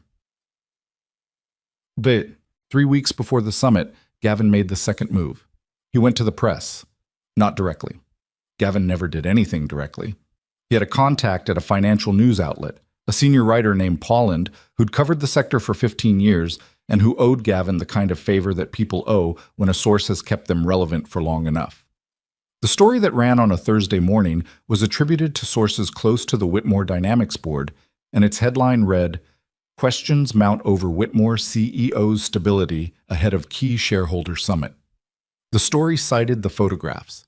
It cited a supposed pattern of erratic decision-making in recent quarters, which, when Celeste's team traced it back, turned out to be sourced from a version of the internal reports that had been selectively edited, numbers from one quarter presented against context from a different quarter, in a way that required you to already know what you were looking for to catch it. It also included a quote from an anonymous board member. "We have serious concerns about whether Celeste Whitmore's current personal situation reflects the judgment we need at this level. Her relationship choices are her own business. But when those choices invite this level of public scrutiny, they become the company's business." She read the article at 5 in the morning. Then she forwarded it to Patrice, Ray, and the rest of her team with a single line: "Find me everything." Then she went for a run. She ran 4 miles in the cold, in the dark, in the particular silence of the city before 6 a.m., and she didn't listen to music, and she didn't take her phone, and she ran until the thing in her chest had gone from boiling to manageable. When she got back to her apartment, she showered, and she stood in front of the mirror, and she looked at herself for a long time. She knew this moment. She'd been here before. Not with this specific crisis, but with this specific feeling. The feeling that the world had looked at her and found again that it had opinions, that her body, her choices, her life were available for editorial, that she could build something world-class and still have the conversation come back around to whether she was enough, whether she was appropriate, whether the simple fact of her existence was a liability. She'd fought through it before, every time. But she was tired in a way that felt different this time, not defeated. She hadn't been defeated, just thin, like she'd been holding something heavy for so long that her hands had stopped registering the weight. She called Brennan at 7. "Did you see it?" she asked. "Yeah." His voice was rough. She'd woken him. "I saw it." The quote about my personal situation. "I know. I'm sorry you're part of this." A pause. Then, "Celeste, stop apologizing for existing." "That's not..." "It is, though. That's what you're doing." He wasn't sharp about it. He was just clear. Like someone turning on a light in a room you'd been navigating in the dark for so long you'd forgotten the light existed. Every time someone uses us as a target, you apologize. To me. Like you did something wrong by being in a relationship.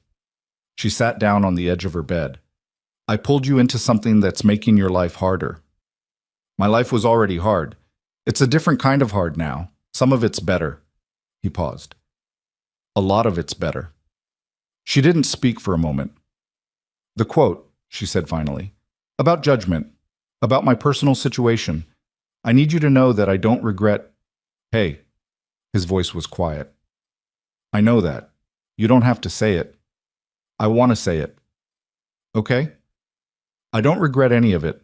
Not one dinner, not one Sunday call, not one Tuesday afternoon at your shop watching you explain a carburetor to Mia for 45 minutes. He was quiet for a second. Then she asked very specific questions. She always does. Celeste closed her eyes. "I'm not going to let him win this. I need you to know that. I'm going to fight it. I know you are. But if it gets worse before it gets better, still here," he said, simply. Not as a dramatic declaration, just a fact. The way you'd say the sky is still there if someone asked. It got worse. The story spread through financial news networks. CNBC ran a segment. 2 analysts on opposing panels spent 12 minutes debating the implications for Whitmore Dynamics' Q4 outlook, using phrases like distracted leadership and optics problem without any detectable irony. The stock dipped 4% over 2 days.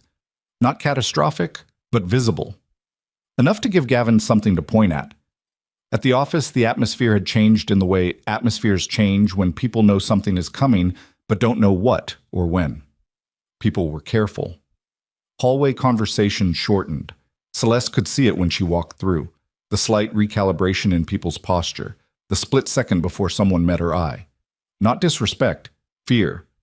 The particular fear of people who had built their lives around something that now seemed uncertain. She started having individual conversations. Not announcements, not all-hands meetings, just one by one. The people who needed to hear it from her directly. She sat in offices and conference rooms and her own lobby, and she told them, "I'm not going anywhere. We are not going anywhere. Keep doing your job." And she said it like she meant it, because she did, and because the difference between leadership and performance is that leadership is something you do whether or not anyone is recording. Marcus pulled her aside on a Wednesday. "Forensic Review's turning up something." She looked at him. "The Q3 numbers in Gavin's memo. Diane thinks she's found where he got them. A version of the internal variance report that was modified after the initial distribution. Somebody changed the period window and re-exported it, then used the altered version as the source. Can we prove the original was different? If we have the metadata from the document management system, the timestamp should show 2 versions." Marcus lowered his voice. "Ray's already on it." "How long?" "A week? Maybe 10 days? The summit was in 18 days. "Get it done," she said. The night everything broke open, it was raining again. Not like that first night. This was heavier. A storm system that had come down from Wisconsin and sat over the city like it intended to stay. Brennan texted at 9. "Mia's at Mom's. You okay?" She wasn't. She'd had a board call that evening, one she'd requested, trying to shore up the remaining undecided votes. 2 of the members she'd expected to hold had gone quiet in a way that wasn't neutral. Okafor had held, as she'd predicted.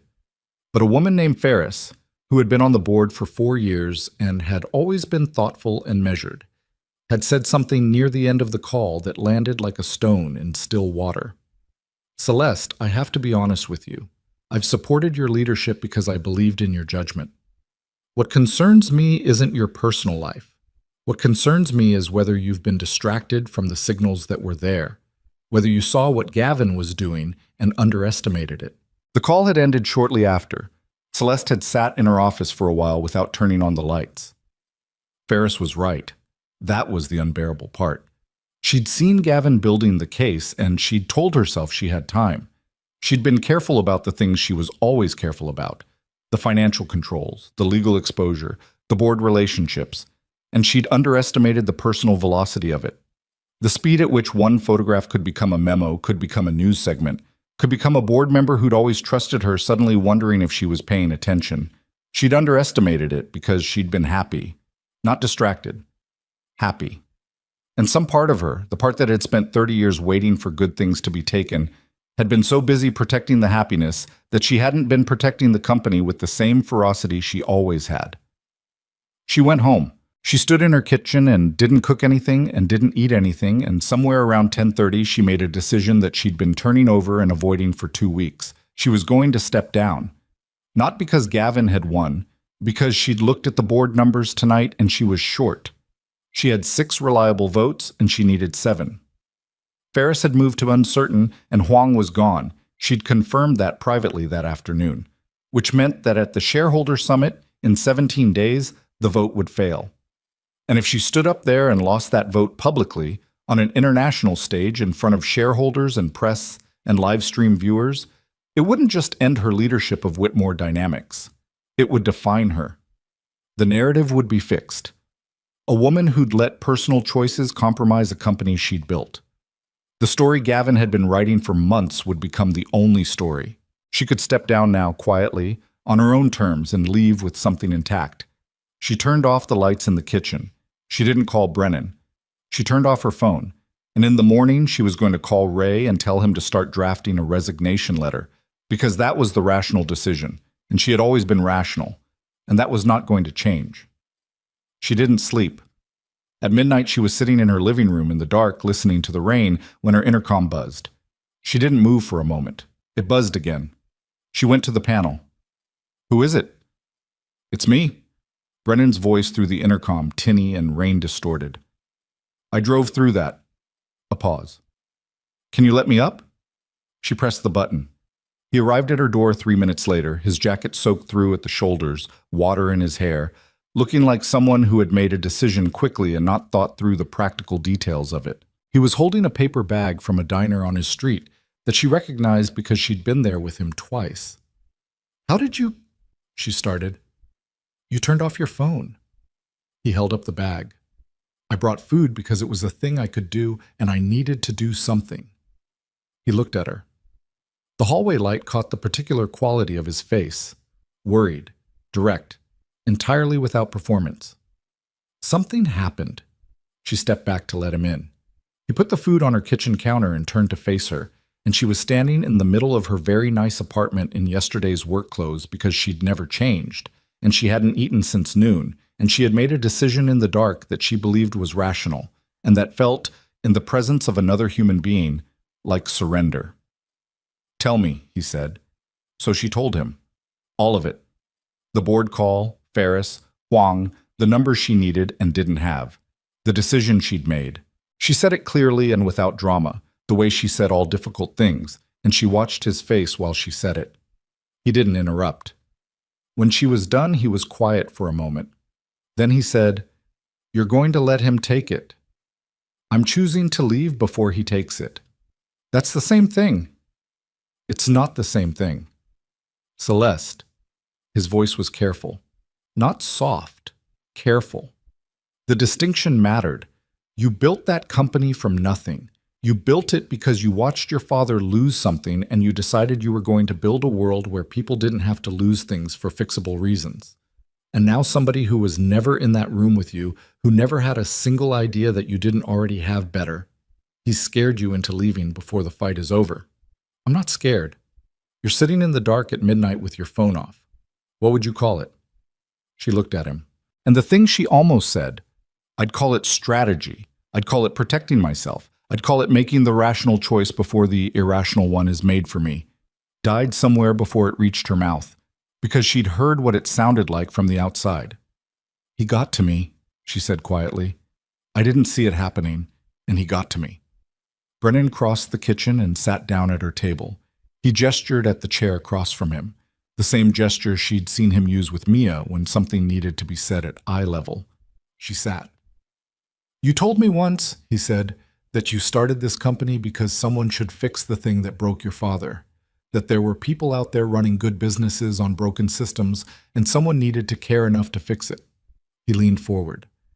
Those people are still in your building. They're going to work tomorrow because you built something worth going to work for. He held her gaze. What happens to them if Gavin Mercer runs it? She already knew the answer to that. She'd known it since the memo. Everything I built gets stripped for parts, she said.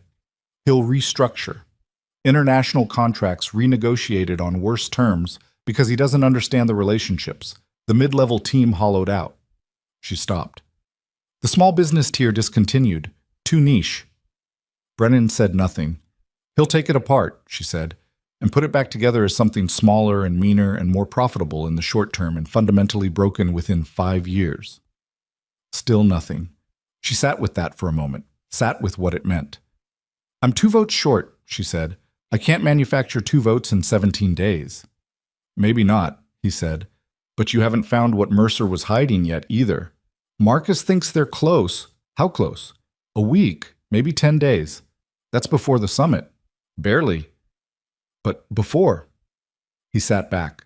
That changes the board math if the manipulation is provable. Ferris moved because she thinks you weren't paying attention. What happens if you can show her that the data she was given was falsified? Celeste looked at him. She thought about Ferris's voice on the call. The specific concern, not that Celeste had made bad decisions, but that she hadn't seen the problem coming. If the problem was built on falsified data, if the evidence of Gavin's manipulation was concrete and verifiable, then Ferris's concern inverted. It wasn't that Celeste had missed something real. It was that she'd been handed a fabricated picture. I need the metadata from the document management system, she said. You said Ray's getting it. I need it faster. She reached across the table and picked up his phone, hers was still off, and dialed Ray's number from memory. It was 12:40 in the morning. Ray picked up on the 4th ring, groggy, and she said, I need the forensic review in 5 days. Tell me what you need to make that happen. A pause on the line, then Ray, very awake suddenly.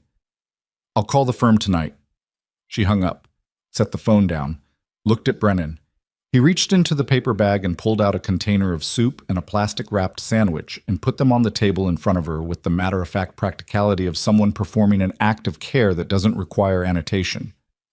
"Eat something," he said. She looked at the soup, then at him. This man who had driven through a storm because she'd turned off her phone and he'd needed to do something. Who had sat in her kitchen at midnight and asked the right questions, and not once said anything about how he felt about any of it. Not to reassure her, not to make himself the subject of the moment. Just present, just there. "You spent your whole life proving your worth to everyone else," he said quietly. "You never realized you already had it." She looked at him, and the things she'd been holding in her chest, the decision, the careful, rational armor of it, the surrender dressed up as strategy, cracked. She pressed one hand over her eyes. Her shoulders went in, and for the first time in longer than she could precisely remember, Celeste Whitmore did not hold it together. She cried the ugly way. Not composed, not restrained. The way you cry when something has been pressed down for so long that the release of it is almost violent. Uneven breaths and her hand shaking slightly, and the particular helplessness of not being able to make it look like anything other than what it was. Brennan didn't say anything. He didn't reach over and pat her arm or supply words to fill the space. He just stayed at the table, present and quiet, the way you stay with someone who needs to be in a room with another person without needing that person to fix anything. After a while, she found her breath. She straightened. She was a mess. She knew that, and she was too tired to care. She picked up the soup container and pulled the lid off. "I haven't cried in front of another person in 4 years," she said. "I know," he said. She looked at him. "You know? You're surprised every time someone doesn't run." He said it simply, without judgment. "That means you've been expecting them to for a long time." She looked at the soup. Outside the rain was still going, heavy and indifferent, and the city lights made the wet window glow faintly orange, and the apartment that had always felt like a stage set felt, for the first time, like somewhere someone actually lived. "I'm going to fight it," she said. "I know you are. If the metadata comes through, it'll come through." "You don't know that." "No," he said. "But you're not making the call to Ray at 12:40 in the morning if you don't believe it." He leaned back. "You already decided, before I said anything. You just needed someone in the room while you got there." She looked at him for a long moment. She was going to fight. She was going to walk into that summit in 17 days, and she was going to fight for what she'd built, and she was going to do it knowing she might still lose. She was going to do it anyway. "Eat your sandwich," she said. "You drove through a storm, and you brought me soup, and I'm not going to have you sit here without eating." He reached into the bag. "I was wondering when you'd get there." "I got there." "You always do." He unwrapped his sandwich and took a bite, and outside the rain kept coming, and neither of them said anything else for a while, and that was enough. More than enough. It was the most honest thing she'd felt in years. The metadata came through on a Thursday morning, 4 days before the summit. Ray called at 6:47 a.m., and Celeste was already awake, already at her kitchen table with coffee she hadn't drunk, already running the board math for what felt like the 100th time. She picked up before the second ring. "We have it," Ray said. She set down the coffee. "Tell me." 2 versions of the Q3 variance report. The original was distributed to the full board on September 14th at 9:12 a.m. A second version was created on October 2nd at 11:51 p.m., 11:51 at night, Celeste, and the period window was changed. Q2 data was substituted for Q3 actuals in 6 of the 9 performance categories. The second version is what appears in Gavin's memo. She was quiet for a moment. Who created the second version? Document management shows it was accessed and modified under Gavin's credentials. His login, his device ID. A pause. We also have email metadata showing the modified version was forwarded to Pauland, the financial journalist, 3 days before the news story ran. From an external account we traced back to Gavin's assistant. "That's tampering with company records," she said. "And the forwarding to press is a material breach of Board Confidentiality Agreement, Section 7, Paragraph 3. And depending on how the SEC reads the dissemination of manipulated financial data, it's potentially something bigger." His voice was steady, deliberate. "Ray Okoro Careful was something the office had a name for. We need to present this to the right people before the summit, not after." I know. She was already thinking through the sequence. Call the SEC's whistleblower line this morning, not as a formal filing yet, just open the channel. I want them aware. Get me a meeting with outside counsel by noon. She stood. And Ray? Who else knows about this right now? You, me, Diane, Marcus. The forensic team. Keep it there. Nobody else. Not a word inside the building until I've talked to outside counsel and we know the exposure. Understood. A pause. Celeste, this is enough. If we put this in front of the board before the summit vote, Gavin's case falls apart. She thought of Ferris, of the board call and the question about judgment, of the stock dip and the news segment, and Brennan at her kitchen table at midnight with soup from a diner he drove through a storm to bring her. It needs to be more than enough, she said. Get me the meeting. She told Brennan that night. She hadn't planned to. She told herself she'd wait until after the summit, until she knew what the outcome was, until she wasn't in the middle of something that could still go wrong in 6 different directions.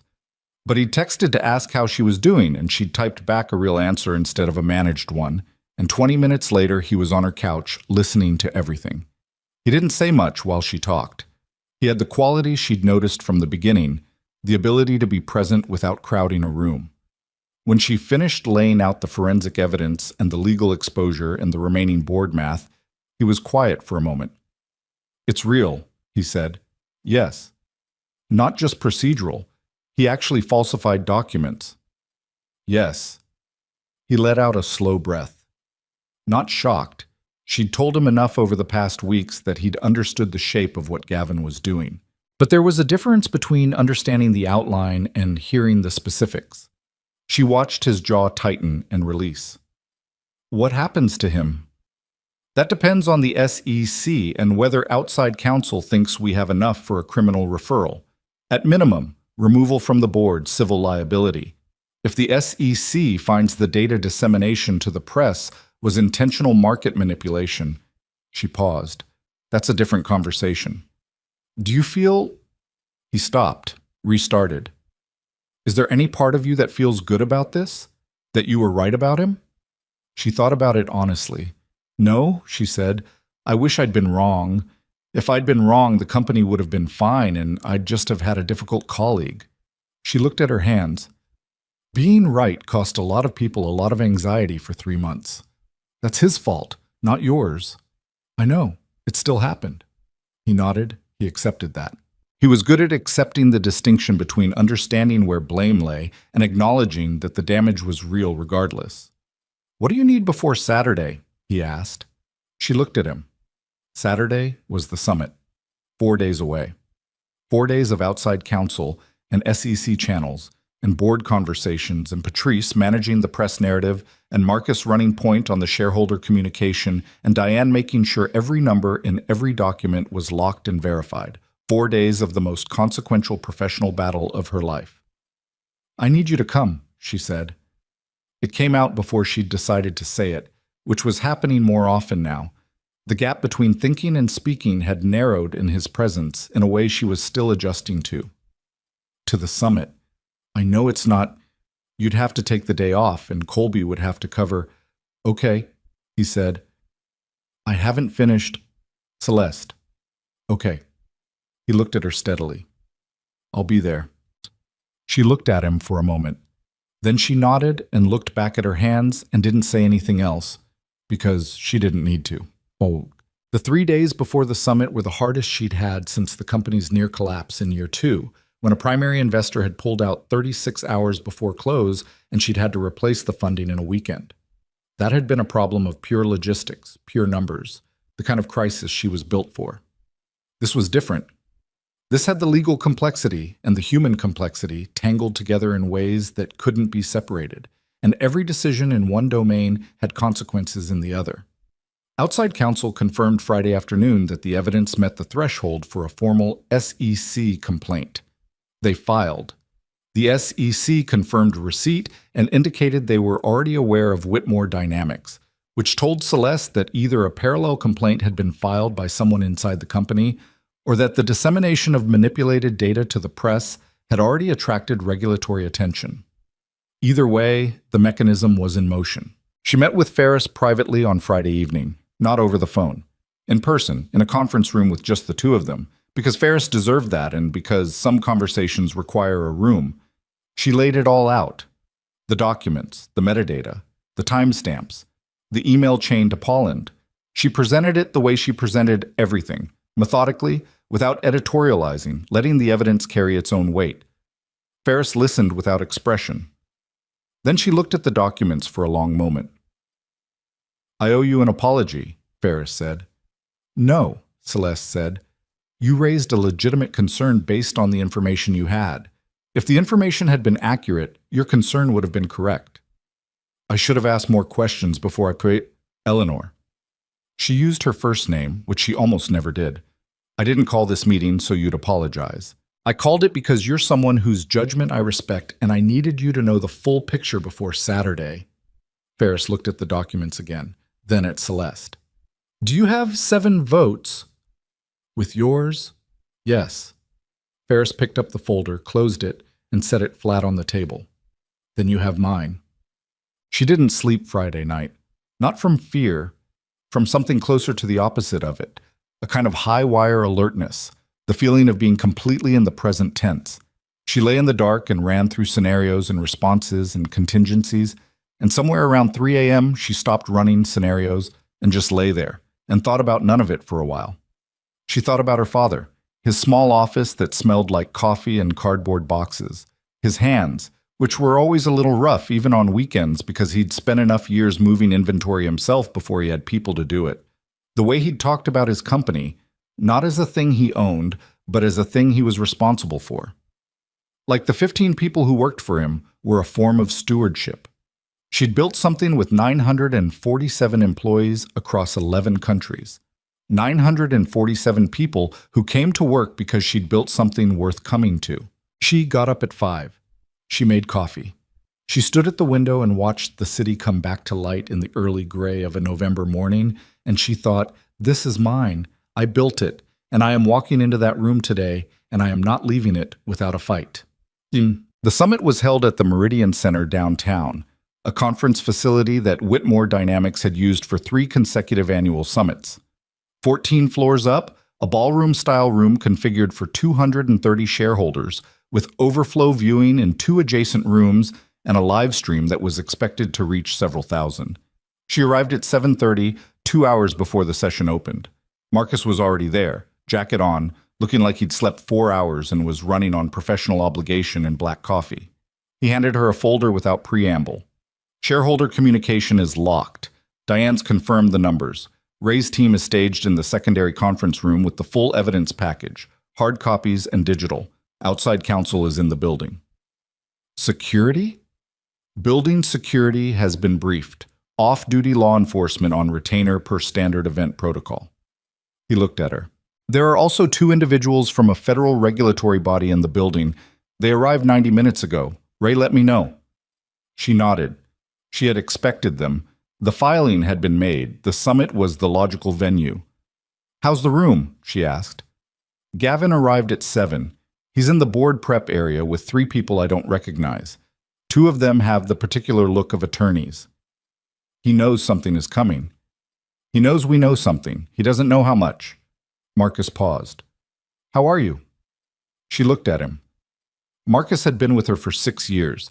He'd seen the Series A close and the first major contract sign and the quarter that almost didn't close, and the morning she'd gotten the call that her father was gone and had come to the office anyway because there was nowhere else she knew how to be.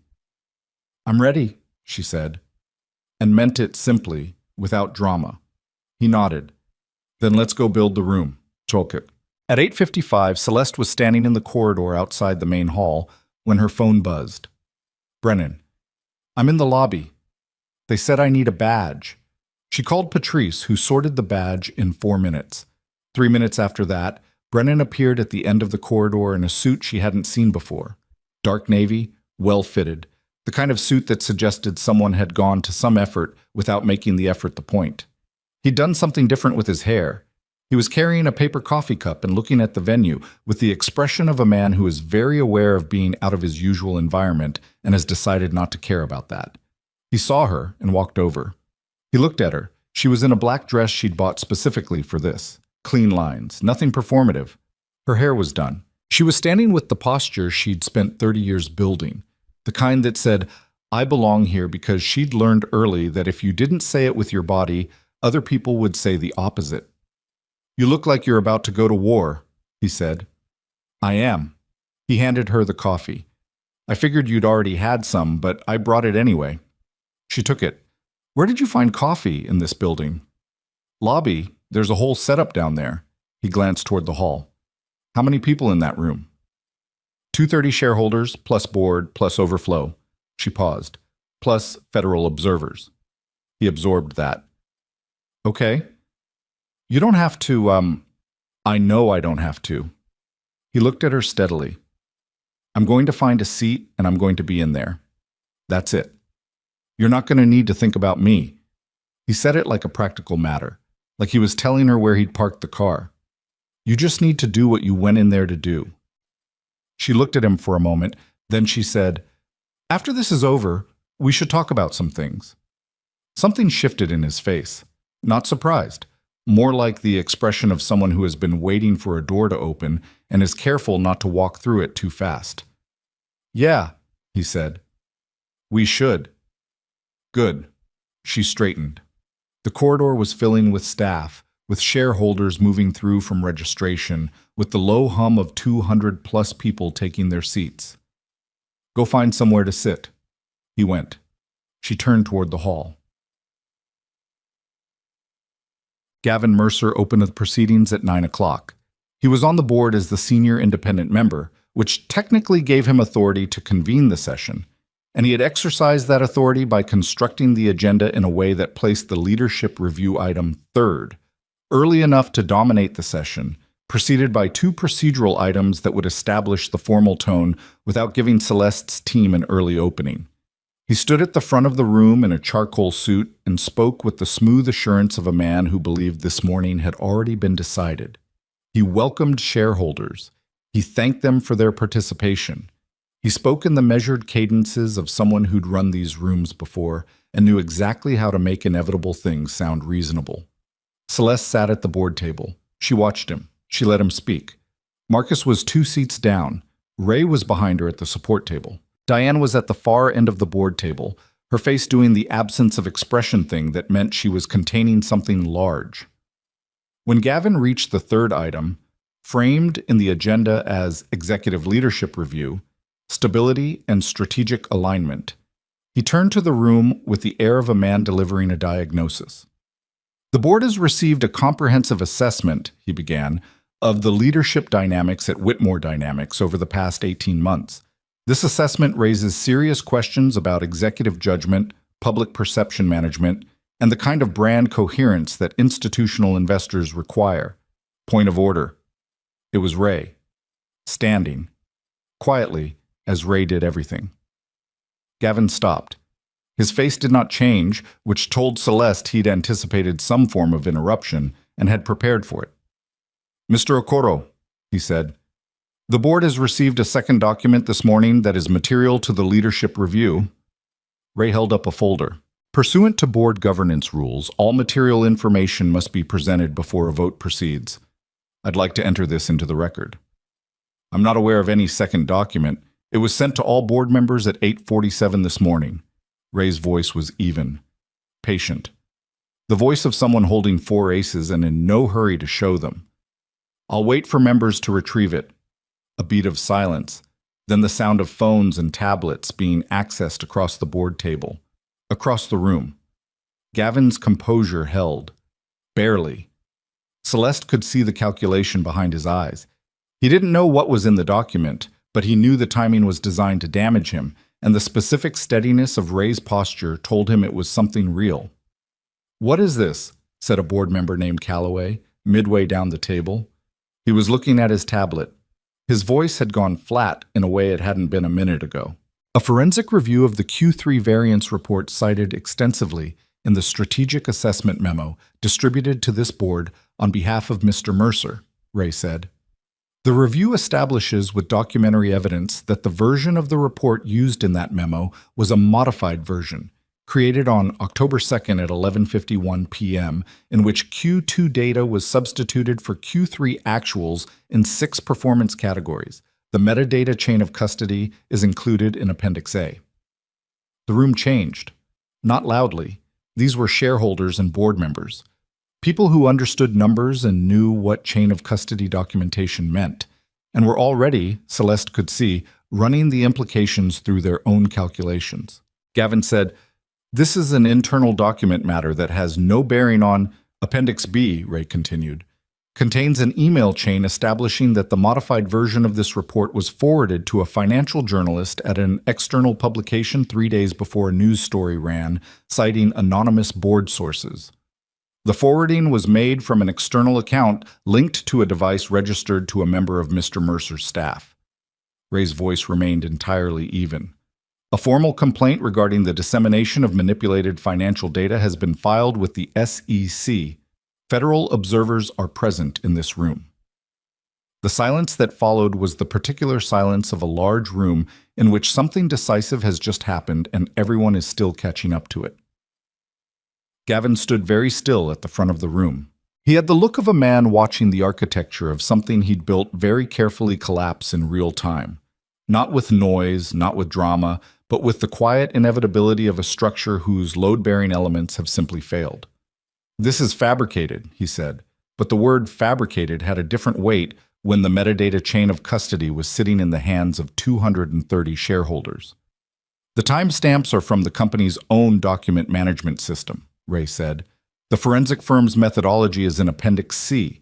Any member of the board is welcome to engage an independent expert to verify the findings. We welcome that." Calloway had stopped reading his tablet. He was looking at Gavin. Ferris, at the far end of the board table, was looking at her own copy of the document with an expression that had gone from neutral to something colder. "I'd like to request a brief recess," said Celeste. She said it simply, not triumphantly, not with the energy of someone who had won something, with the energy of someone who wanted to give the room a moment to breathe before the next thing happened, because she understood that how you handle the aftermath matters almost as much as the event itself. The session chair, not Gavin, a neutral party appointed for the summit, called a 15-minute recess. The room began to exhale. In the corridor outside, it was Celeste and Marcus and Ray and Diane and the controlled chaos of rapid, quiet decision-making. "Calloway's already talking to Okafor," Marcus said. "I saw it before we stood up." "Huang?" Celeste asked. "Huang's been on his phone since Ray stood up. I don't know who he's calling." "It doesn't matter anymore," Ray said. "The vote question is functionally answered. Gavin's lost the room. The question now is procedure, whether he resigns before the vote or whether we proceed to the formal motion." "He won't resign," Celeste said. "He'll make us vote him out." "Then we vote him out." "Yes." She looked at Ray. "What's the legal exposure on the SEC complaint timeline?" "They move at their own pace. We don't control that. But the filing is logged, the observers were present, the evidence is in the room." He adjusted his glasses. "That part is done." Patrice appeared from the direction of the press area. "Media's picked it up. Someone live tweeted the Ray moment, apparently. It's moving." "Which direction?" "So far? Yours." Patrice, who rarely offered assessments without qualification, said it plainly. "The metadata story is clean. People understand it." Celeste nodded. She looked down the corridor. 30 feet away, through a half-open door, she could see Gavin standing with his 2 attorneys, speaking in low, tight sentences. His posture had changed. The assured smoothness of an hour ago was still there in surface detail. The suit, the set of the shoulders, but the quality underneath it was different now. He was recalculating. She could see it. She felt nothing about that except the particular tiredness of someone who had spent months fighting something that should never have been necessary. Marcus was watching her. "You okay?" "Yes." She looked back toward the hall. "Let's go back in." Bob. The session reconvened.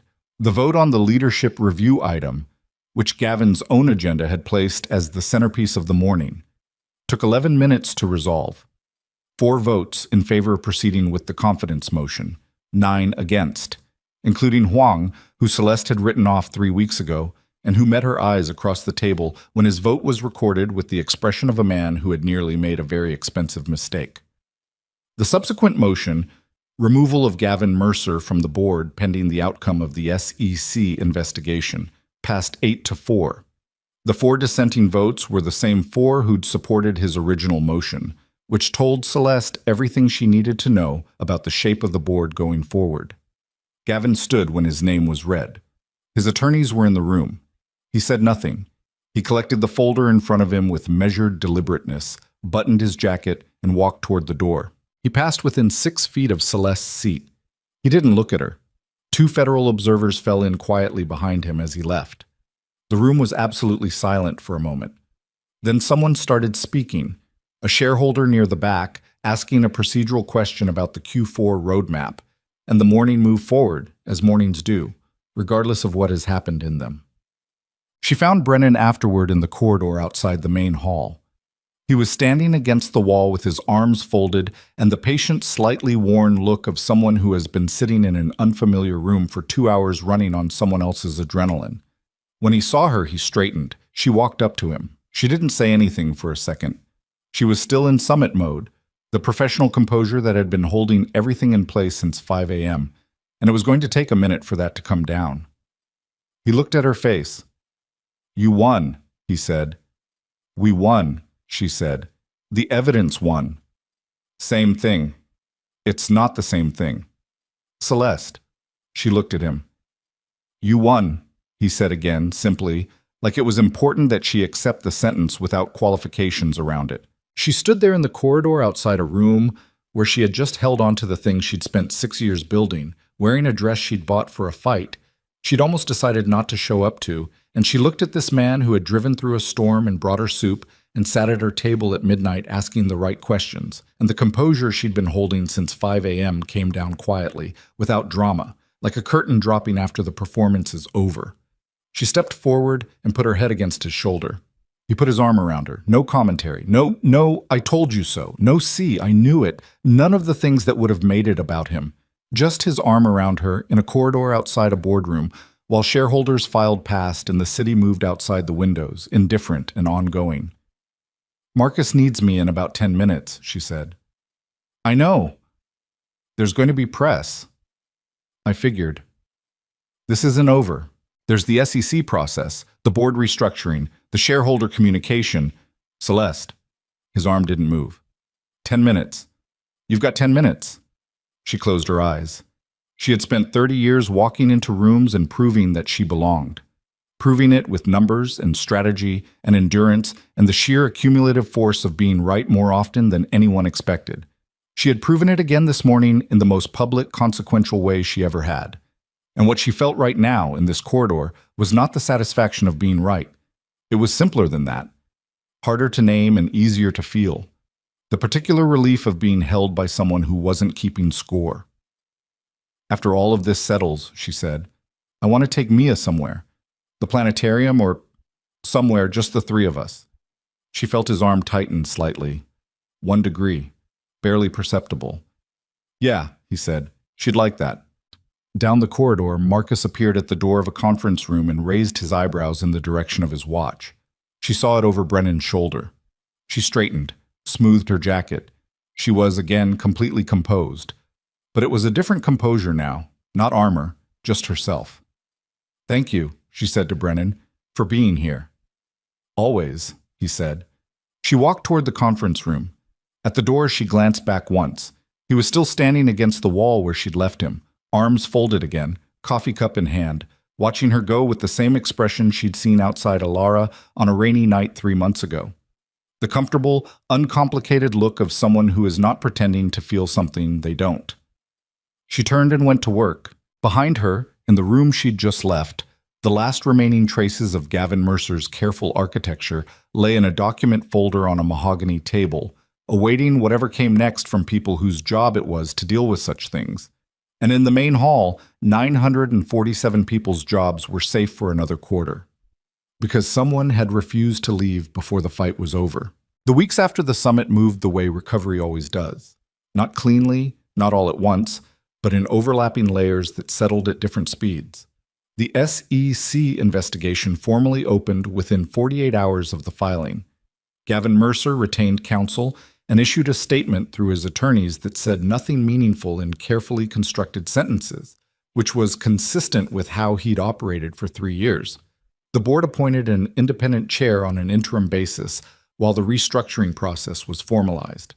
Callaway, who had been the first board member to react visibly to Ray's presentation, reached out to Celeste directly the following Monday to say that he intended to support a governance review that would prevent the kind of vulnerability Gavin had exploited. She thanked him. She meant it. The stock recovered in 10 days. Not because the market had suddenly developed a conscience about how it had treated the story. Markets don't work that way, and she'd long since stopped expecting them to, but because the underlying company was sound, had always been sound, and once the noise cleared, the numbers were what they'd always been. Diane sent her a one-line email when the price crossed back above its pre-scandal level. Told you. Celeste saved it. Patrice managed the press with the specific competence of someone who'd been waiting months for the story to turn. The narrative shifted. Not immediately, not completely, but measurably. Financial media ran follow-ups on the forensic evidence. A long-form piece in a business publication traced the arc of Gavin's methodology, and the piece was fair in ways that surprised her because fairness in that context had stopped feeling automatic. Several of the outlets that had run the unkind headlines ran corrections or follow-ups that were less unkind, not apologies. She hadn't expected apologies and wouldn't have trusted them anyway. Just a slight recalibration of the story being told. The comments about her appearance didn't disappear. She hadn't expected them to. The internet doesn't retract things the way a newspaper does. But something had shifted in the center of gravity of the conversation, and she noticed it the way you notice when a persistent background noise stops. Not with relief exactly, but with the quiet surprise of absence. She noticed something else, too. Something smaller and more personal. People at the office looked at her differently, not with more deference. She'd always had that, or a professional version of it, with something closer to recognition, like they'd watched her walk into a room where the odds were against her and stay anyway, and the staying meant something to them that the winning alone wouldn't have. A junior analyst named Priya, who'd been at the company for 8 months, and whom Celeste knew from a single meeting about the Singapore contract, stopped her in the elevator one morning and said, "I just wanted to say thank you for not leaving." Then she looked like she regretted saying it and added quickly, "Sorry, I know that's—" "Don't apologize," Celeste said. "Thank you for saying it." The elevator doors opened. Priya went one way, Celeste went another, and she stood outside her office for a moment before going in. 947 people. She thought about that number differently now. Boots. Gavin Mercer's case moved through the regulatory process with the patience of federal timelines, which is to say, slowly and with a great deal of paperwork. He was formally removed from the board in December. Civil proceedings from the SEC followed in January. His attorney made noises about cooperation, which suggested the evidence was as airtight as Ray had assessed. She followed the proceedings the way you follow weather, aware of it, tracking its general direction, not letting it occupy the front of her mind. She had a company to run. She ran it. The governance review that Callaway had proposed became a formal initiative. She co-chaired it alongside an independent director named Adayeze Nwokolo, who had a background in corporate accountability and who asked inconvenient questions with such pleasant consistency that Celeste found herself genuinely liking her within the first meeting. The review produced a revised board charter and a set of information handling protocols that would make the kind of manipulation Gavin had run structurally much harder. It also produced, in the process of examining what had gone wrong, a recognition that Celeste had partially allowed it to go wrong by not moving faster when she'd first identified the threat. She sat with that. She didn't perform self-flagellation about it to her team because that would have been indulgent, but she sat with it privately and let it become the thing it needed to become. Not guilt, but knowledge. The kind you carry forward. Marcus put it plainly one afternoon in a way that was so Marcus she almost smiled. You caught it. You fixed it. You learned from it. That's the whole job. Nobody gets the preempt every time. I should have moved faster. Sure, file it. He shrugged. And then run the company. She filed it. She ran the company. The small business software tier got its meeting in January, 5 weeks after the summit. It took 2 meetings, actually. The first one to establish the scope of the problem, the second one to agree on the fix. The product team had known for months that the small business tier was underperforming its potential. They just hadn't had the specific language for the problem that Brennan had offered without realizing he was offering it. Does it actually work? Not does it exist. Not does it function technically. Does it work for the person sitting in a small office trying to manage inventory across 3 systems that don't talk to each other? She brought that question into the room. By February, they had a revised roadmap. She didn't tell Brennan about it immediately. When she did, in March, she said, "You're getting credited in the product brief." He looked at her. "I'm what?" "In the internal brief." The problem statement cites a conversation with an end user whose experience of the existing tier identified the core functionality gap. She kept a straight face. "That's you." "I'm not an end user. I barely use computers." "You use inventory management software that doesn't work correctly." All you said was the right thing." She looked at him. "You're in the brief, Brennan. Accept it." He made a face that she'd come to recognize as the specific expression of a man who is pleased and is uncomfortable with how pleased he is. "Colby's going to think this is hilarious. Colby will probably ask for a free subscription. He absolutely will." He shook his head. "Put his name in the brief instead." "No." He laughed. "The good one. The one that happened before he could manage it." She'd collected those laughs without meaning to, the way you collect small objects that mean something when you look at them later. They had settled into something by then, not perfectly. Nothing about it was perfect, and she'd stopped expecting it to be. What they had was real, which was better.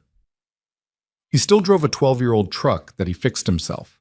His apartment in Pilsen was small and warm and always slightly disordered in the way of places where a child and a single parent have been living around each other's chaos for years.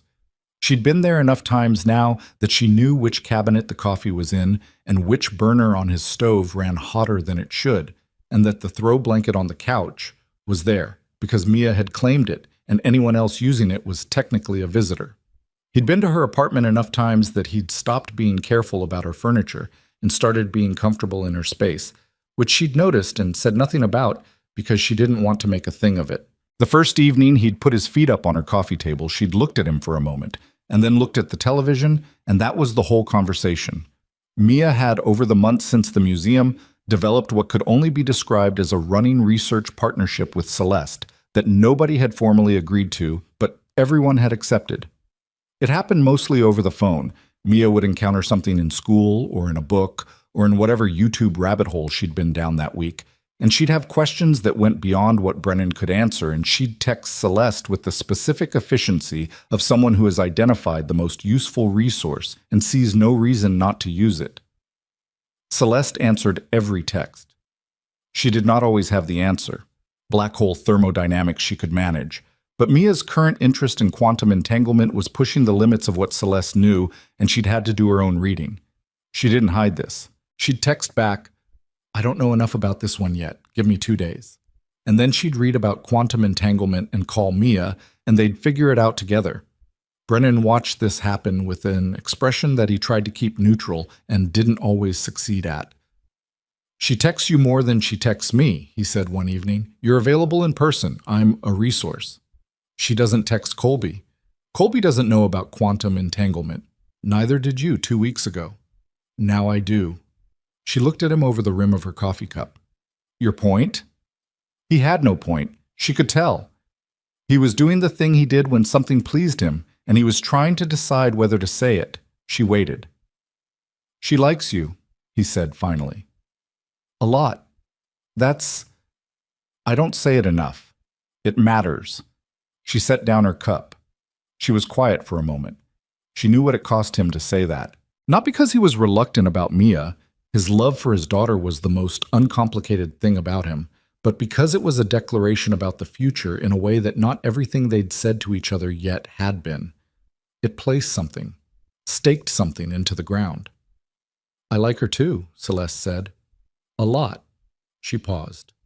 "For the record." He nodded once, picked up his own coffee, and neither of them said anything else, because they didn't need to. That was the thing about the two of them. They'd learned to let the quiet hold what it was holding without needing to put words around all of it. It was one of the few things that had come easily. Spring arrived the way Chicago springs do, apologetically, in fits and starts, with 2 warm weeks followed by a cold snap that felt personal. By April, the city had committed. The lake went from gray to something approaching blue. The parks came back. People walked differently on the street, with the particular loosening of bodies that have been tense against the cold for 5 months. On a Saturday in late April, the 3 of them went to Lincoln Park. Not the planetarium, just the park. Mia had wanted to see if the geese were back, which they were, and she had specific opinions about the geese that she communicated at length while they walked along the water. Brennan bought popcorn from a cart, and Mia ate most of it, and the geese were disappointed. It was an unremarkable afternoon. That was the whole point of it. Celeste walked beside Brennan on a path that ran along the south edge of the park, the trees doing their early April thing with the pale green of new leaves.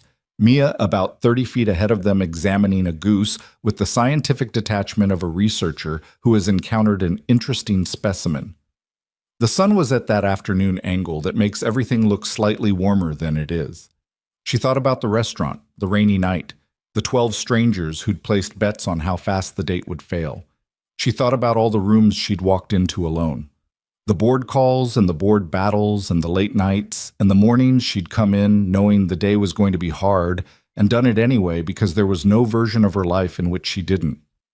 She thought about being 12 years old watching her father lose something, about deciding, from that, to build a world where people didn't have to lose fixable things. She thought about what it had cost her to stay in the fight and what it would have cost her to leave it. The different shapes of those two costs. How easy it is to dress surrender as wisdom when you're afraid enough. She thought about Brennan saying you spent your whole life proving your worth to everyone else in her kitchen at midnight, with the rain coming down and the city indifferent outside her window.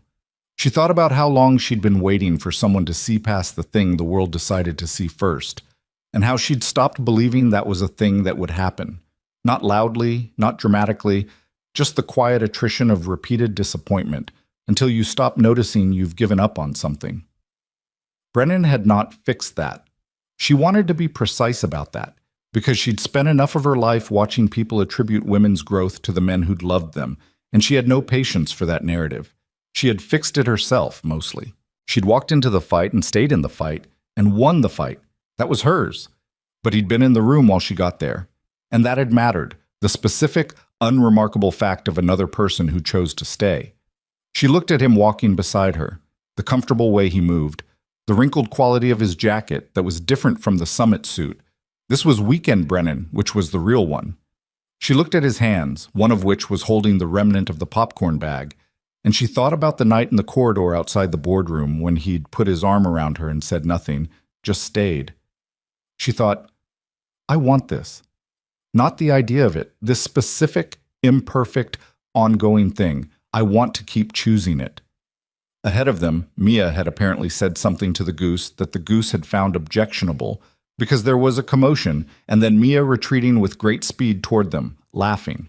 It came at me, she said, slightly breathless, still laughing, her planet jacket unzipped and her hair coming out of its braid on one side. You approached it, Brennan said. I was being scientific. You were being a goose aggressor. I was gathering data. She looked at Celeste. It honked at me. That's communication. I was communicating back. What did you say to it? Celeste asked. Mia considered this with more seriousness than the question probably warranted. I was explaining that geese have been evolutionarily unchanged for a very long time, and they should probably be more interested in adaptation. Brennan made a sound. Celeste looked at him and found him pressing his lips together with the specific effort of a father who is committed to not laughing at his child's expense and is finding it difficult. The goose disagreed, Celeste said. The goose was being defensive, Mia said. Sometimes the things we say that are true are still unwelcome, Celeste said. Mia thought about that with the seriousness she gave everything. Then, like when Dad tells me the orbital period of Pluto isn't actually that impressive compared to Neptune's moons. That is a different situation, Brennan said. You said it at my presentation. in front of 3 people. 3 is still, Mia. He pointed down the path. More geese. Go be scientific. She went, with a look that promised this conversation was not over. They watched her go. In the quiet after, Brennan reached over and took Celeste's hand, not with any particular ceremony, the way you do when you've been walking next to someone long enough that it starts to feel like the natural continuation of the walk. She let him. They walked like that for a while. The park moved around them, a dog running, 2 kids on bikes, a pair of elderly women on a bench sharing a bag of chips, the ordinary, persistent texture of a Saturday afternoon in a city that was always doing several things at once and couldn't be bothered to stop for anyone's significant moment. "Hey," he said. "Hey, I've been thinking about something." She glanced at him. His profile. The way the afternoon light caught the lines at the corners of his eyes that she'd stopped noticing individually because she'd started seeing his whole face as a thing that was simply familiar to her. "Okay," she said. He stopped walking. She stopped because he did. They were under a section of path where the trees had come far enough in to form something close to a canopy, not the arched golden leaf architecture of autumn, but the spare new green of April, light coming through in pieces. An unremarkable spot, a spot where nothing significant had ever happened. He let go of her hand and turned to face her. He put his hand in his jacket pocket and she watched his face and understood, 1 second before it happened, what was about to happen. He pulled out a ring. It was not extravagant. She noticed that first, and what she felt about it was the thing that told her everything she needed to know about how well he understood her. It was a simple band with a single stone, not small, but not performing its own importance. The kind of ring that said, "I thought about you specifically," not about what a ring is supposed to say. He held it and looked at her. "I don't have a speech," he said. "I thought about writing one, and everything I wrote sounded like I was trying too hard." He looked down at the ring briefly, then back at her. "You're the most difficult person I've ever tried to get close to. And I don't mean that as a complaint. I mean, you built walls that made sense given everything that came before me. And I knew that, and I kept showing up anyway because every time I got past one wall, there was a person on the other side worth getting to." She was very still. "I'm not asking you because the company's okay now. I'm not asking you because the hard part is over, because I don't think the hard part is over. There's going to be more Gavins, more press, more rooms where people decide what you are before you open your mouth." He held her gaze.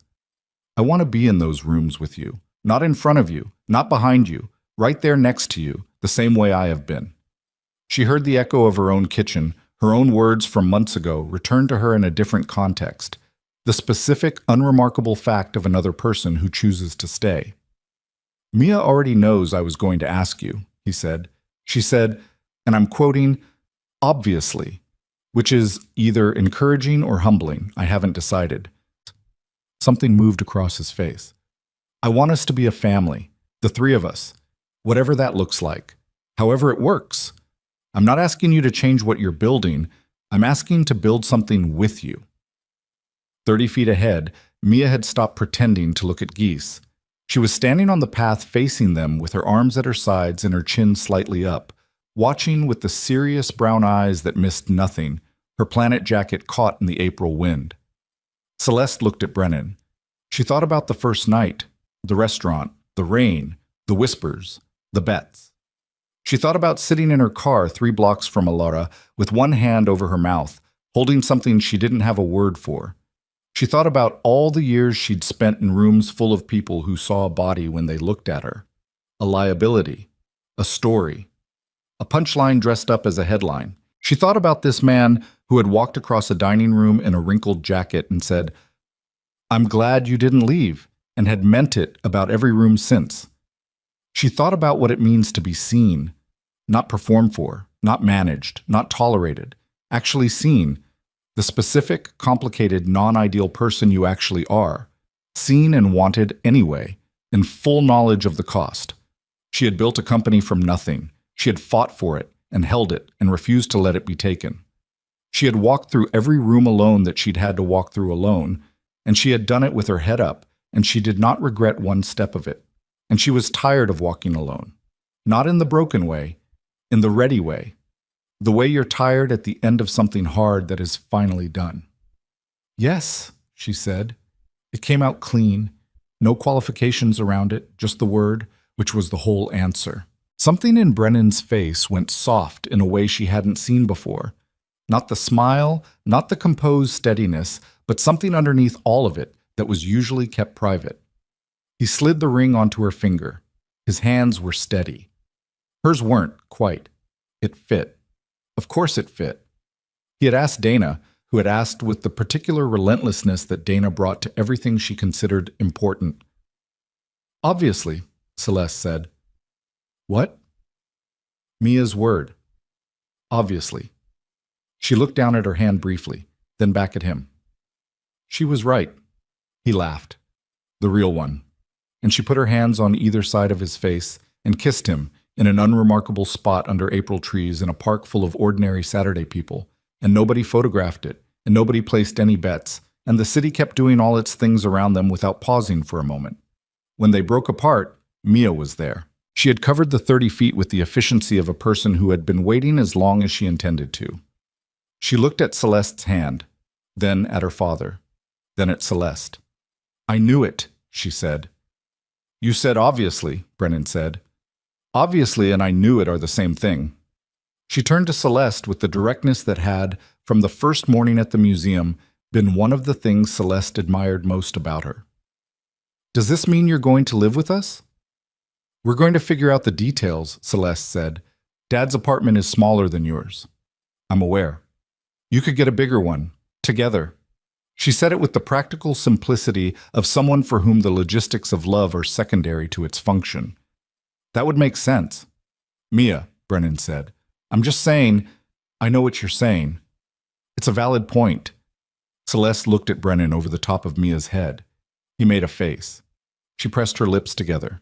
The three of them stood on a path in Lincoln Park on a Saturday in April, a mechanic and a billionaire and a small person in a planet jacket who was already reorganizing the future to her satisfaction. It is a valid point, Celeste said. Mia looked vindicated. Brennan looked at the sky briefly with the expression of a man outnumbered. Fine, he said. Valid point. So we'll figure it out? Mia asked.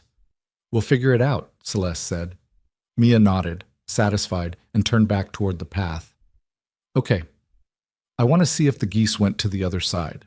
She walked ahead, braid bouncing, jacket catching the wind, already on to the next thing. Brennan and Celeste stood for a moment in the space she'd left. She's going to organize our entire lives, he said. She already is. Celeste started walking. Keep up. There are things about this story that resist the clean version. Celeste and Brennan did not ride off into a perfect future. The SEC proceedings against Gavin Mercer extended into the following year and required her deposition twice, which was not romantic and cost her 2 full days and significant energy each time. The board restructuring had friction. New governance never arrives without it. There were quarters at Whitmore Dynamics that were harder than anticipated, a contract that fell through in Germany, a product launch that had to be delayed 6 weeks because the testing wasn't ready. She made decisions she second-guessed. She made at least one she got wrong and had to correct publicly, which cost her something, as public corrections always do. Brennan's shop had a bad stretch in the fall. Supply chain issues that rippled through the auto industry and hit small independents disproportionately. There was a month where Vail and Colby's margins were tight enough that he didn't sleep well for 3 weeks and was short-tempered in a way that he recognized and didn't always manage correctly.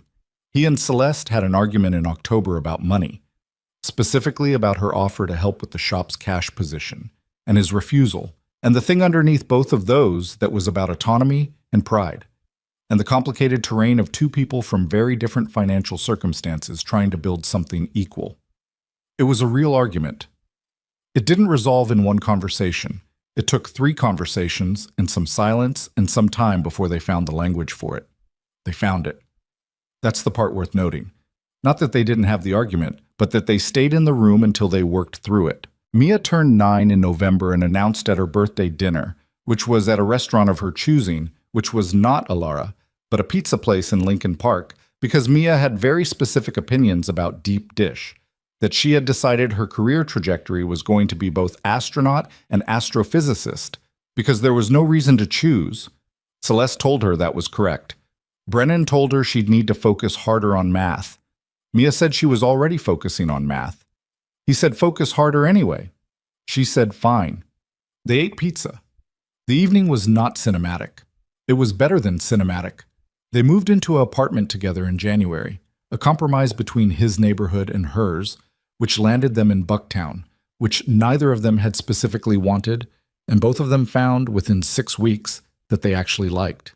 The apartment was bigger than his and smaller than hers, and had a room for Mia with a window that faced east, which she identified as ideal for morning sky observation and began immediately treating as a personal observatory. The wedding was in May. Small. Not because Celeste couldn't have made it large. She could have, and several people expressed opinions about the fact that she didn't. But because she'd spent enough of her life in rooms full of people watching her, that the idea of choosing to make her most private moment a public spectacle held exactly zero appeal. They invited family, close friends, the people who had actually been in the rooms. Dana was there, which was appropriate, because without Dana there would have been no blind date on a rainy Tuesday, no restaurant, no 12 strangers placing bets, no beginning. Colby was there. He cried, which he would deny for years afterward. Marcus was there, and Diane, and Ray, and Patrice, and Ferris, who had called Celeste after the board vote to apologize in the way Celeste had known she would, which was to say thoroughly and without self-pity, and whom Celeste had told to stop apologizing and stay on the board because they needed people willing to ask hard questions. Adeyeze Nwokolo was there, because by then Celeste had decided she was keeping her. Mia was the flower girl, a role she had agreed to with the condition that she be allowed to give a short speech, which she did with the composure and directness of someone who had never once in her life been afraid of a room.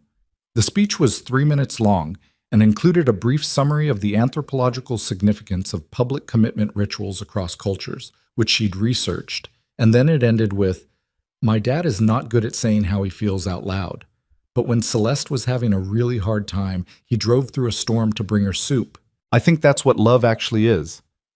Not the saying, the driving." There was not a dry eye. Brennan, standing at the front of the room in the suit he'd bought for the summit and had now used twice for significant occasions, looked at his daughter with an expression that had no category. The particular look of a parent who has watched their child become something exceeding what they'd hoped. Celeste, standing beside him, watched Mia step away from the microphone and felt the thing she'd stopped being able to call by the wrong words. Not effective, not solved, happy. The clean, specific kind that Brennan had asked her about on their first night, the kind she'd said she didn't have an answer for. She had an answer now. There is something worth saying about what this story is actually about. Not the board drama, not the fraud, not the headlines, or the stock prices, or the forensic accounting. Those are the architecture of it, the bones. What the story is actually about is simpler and harder to say. It is about what happens when someone decides you are worth the effort before you've proven it to them. Before the board vote, before the win, before you've earned it in the specific currency they could have been demanding. When someone sees the whole picture, the difficulty and the walls and the weight of what you're carrying, and chooses anyway. Not because they need something from you, because they see you. Most of us spend a great deal of our lives performing, not dishonestly. We perform to survive, to belong, to avoid the particular pain of being seen and then rejected. We learn, usually early and usually through something that hurt, that the safest version of ourselves is the curated one. The one that leads with competence or humor or generosity or whatever armor we've figured out works best. We show people the parts of us that are easiest to like, and we protect the rest. And we call that wisdom. Sometimes it is wisdom. But sometimes it becomes a prison you've built so carefully that you've forgotten you have the key. Celeste had forgotten. For a long time. She'd been so focused on being the thing she needed to be, capable, unassailable, worth the space she was taking up in rooms that had been built for people who didn't look like her, that she'd stopped leaving room for herself to be human inside it, to be uncertain, to be tired, to say, I don't know, or I'm scared, or I need someone in the room while I figure this out. Brennan Vale, who drives a 12-year-old truck and is bad at bookkeeping and shows up with soup from a diner because it's the thing he can do.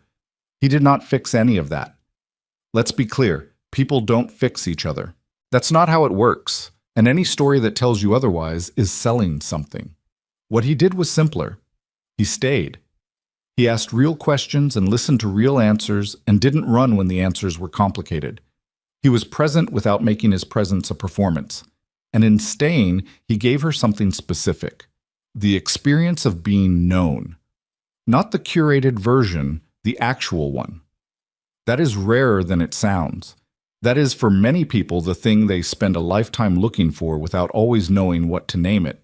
And Celeste, who built a company from nothing, who walked into a boardroom where the votes were stacked against her and refused to leave before the fight was over, who cried in her own kitchen at midnight and got up the next morning and called her lawyer at 6 a.m. She gave him something back. She gave him the experience of being chosen by someone who did not need him, who was not with him because she had nowhere else to be, or because she was afraid to be alone, or because he filled a gap. She chose him from a position of complete self-sufficiency, which is the only kind of choosing that means anything. Mia was right in her 3-minute wedding speech. Love is the driving. It's not the declaration or the grand gesture, though those have their place. It's the showing up on a Tuesday when you didn't have to, the staying on the line when there's nothing left to say, the driving through the storm because the other person turned off their phone and you needed to do something and soup was the thing you could do. Love is the accumulation of small choices. The decision, made again and again in unremarkable moments, to stay in the room. On a Sunday morning in the summer after the wedding, Celeste woke early. The apartment in Bucktown had good eastern light.